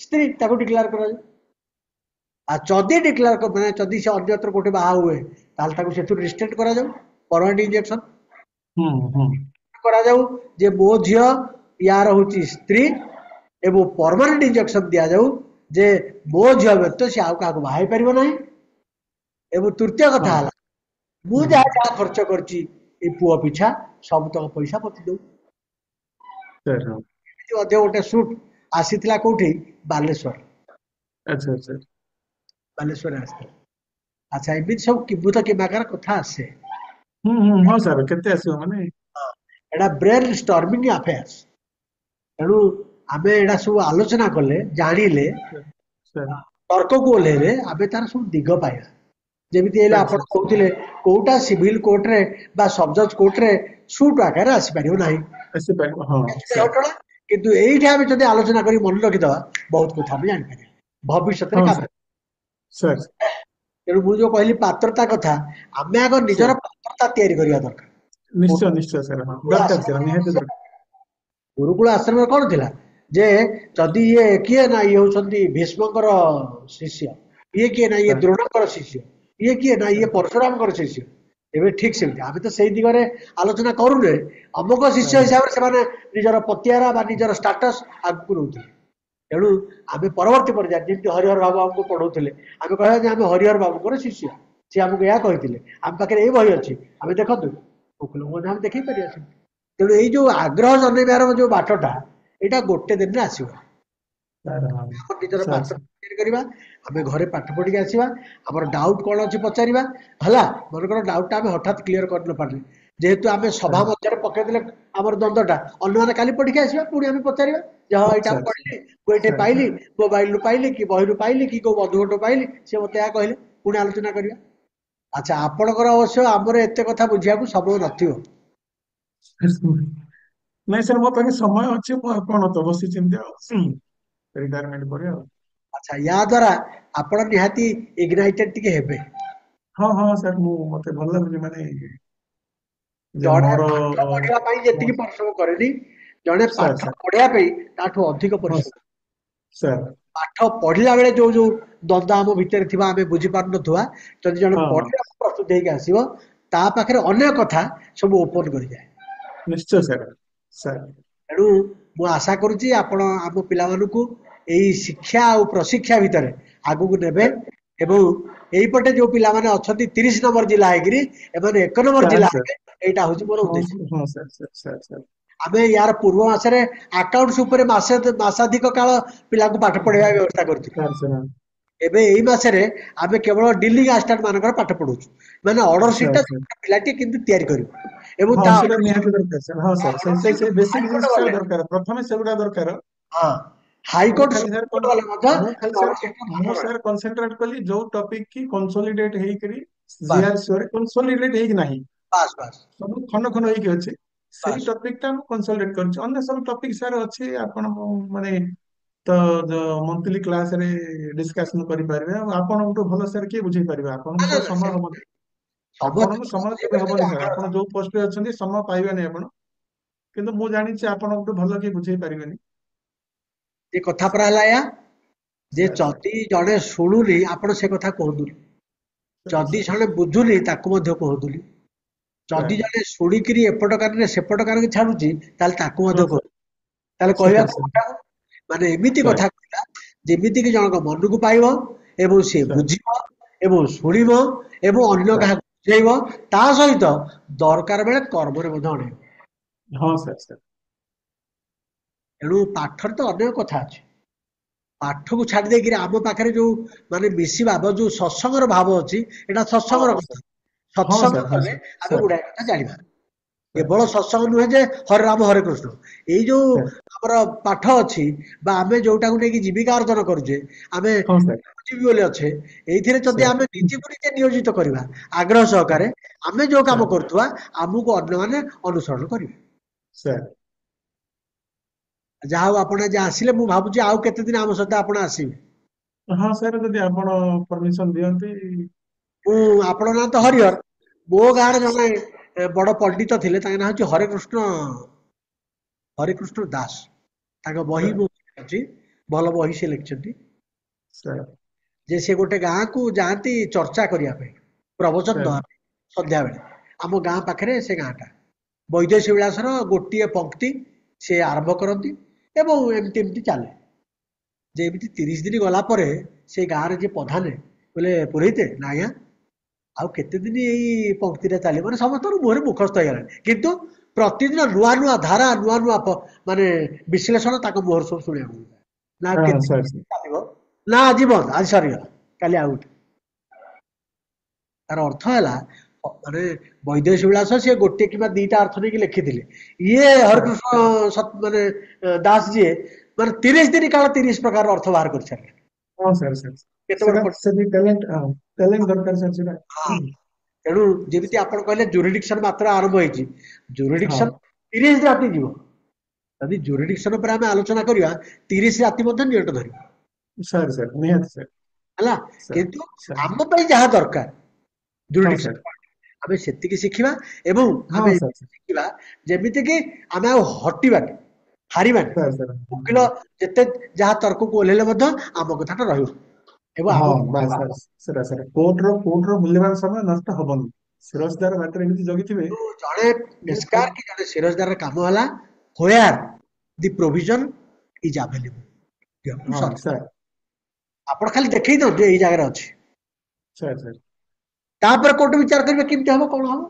ହଁ ବାସ୍ ବାସ୍ ସେ ଖାଲି ପଏଣ୍ଟ ଆଉଟ୍ ଅଛି କରିବେ, ସେମିତି ଖୋଜିବାଟା ନୋଟ୍ କରିବେ। ସିରଜଦାରଙ୍କର ଲିମିଟେଡ୍ ଭୂମିକା କିନ୍ତୁ ଭେରି ଇମ୍ପୋର୍ଟାଣ୍ଟ, ଲିମିଟେଡ୍ ଭୂମିକା ଭେରି ଇମ୍ପୋର୍ଟାଣ୍ଟ। ତାପରେ ଯିଏ କୋଉଠି ଅଛି ଜାଣିଛି, ସେ କଣ ବୋଲି ଜାଣିଛି, କାହିଁକି ସାର୍ ବୋଲି ସାର୍ ଜାଣିଛି, ନିହାତି ସାର୍ ନହେଲେ କହିଲା ସାର୍ କେମିତି କୋଉଠି ଅଛି ବୋଲି। ସାର୍ ସାର୍ ତେଣୁ ଯେମିତି ଗୋଟେ କୋର୍ଟକୁ ଗୋଟେ ଗୋଟେ ଓକିଲ ଆସେ, କଣ ଆଜ୍ଞା ଏଇ ପାଠ ଅଛି ଦେଖ, ଦେଖା, କୋର୍ଟ ତ ଦେଖିବା ଦରକାର ନାହିଁ, ଓକିଲ ଦେଖିବ ନା।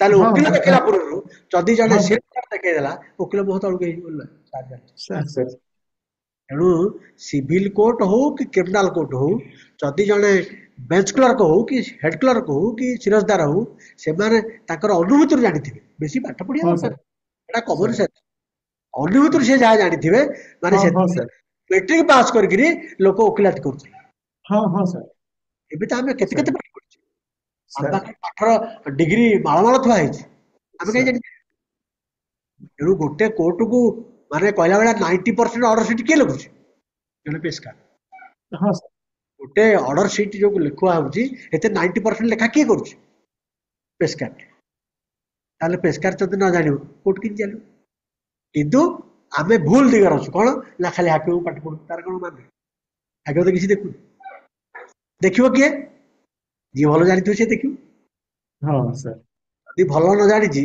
ସେ ପେସ୍କାର ଯାହା କହିବ ଠିକ ମାନେ ଠିକ ଦଶ ହଁ ମାରିଲା ସାର୍ ତେଣୁ 90% ଅର୍ଡର ସିଟ୍ ଯଦି ଜଣେ ପେସ୍କାରଙ୍କର ତାହେଲେ ପେସ୍କାର ଯଦି ଜାଣିଛି କୋର୍ଟଟାକୁ ଚଲଉଛି କି ପେସ୍କାର ହଁ ମୋଟାମୋଟି ସାର୍ ହଁ ତେଣୁ ଆମେ ଏଇ ଦିଗରେ କାମ କରିବା ଦରକାର ଯେମିତି ଗୋଟେ ପାଲାକୁ ଚଲଉଛି କି ଗାୟକ ଚଲଉନି ଆଗ ଚଲଉଛି ବାୟକ ଆଉ ତାଙ୍କର ଯୋଉ ହଁ ଅଛନ୍ତି ପାଳିଆ ହଁ ସାର୍ ସାର୍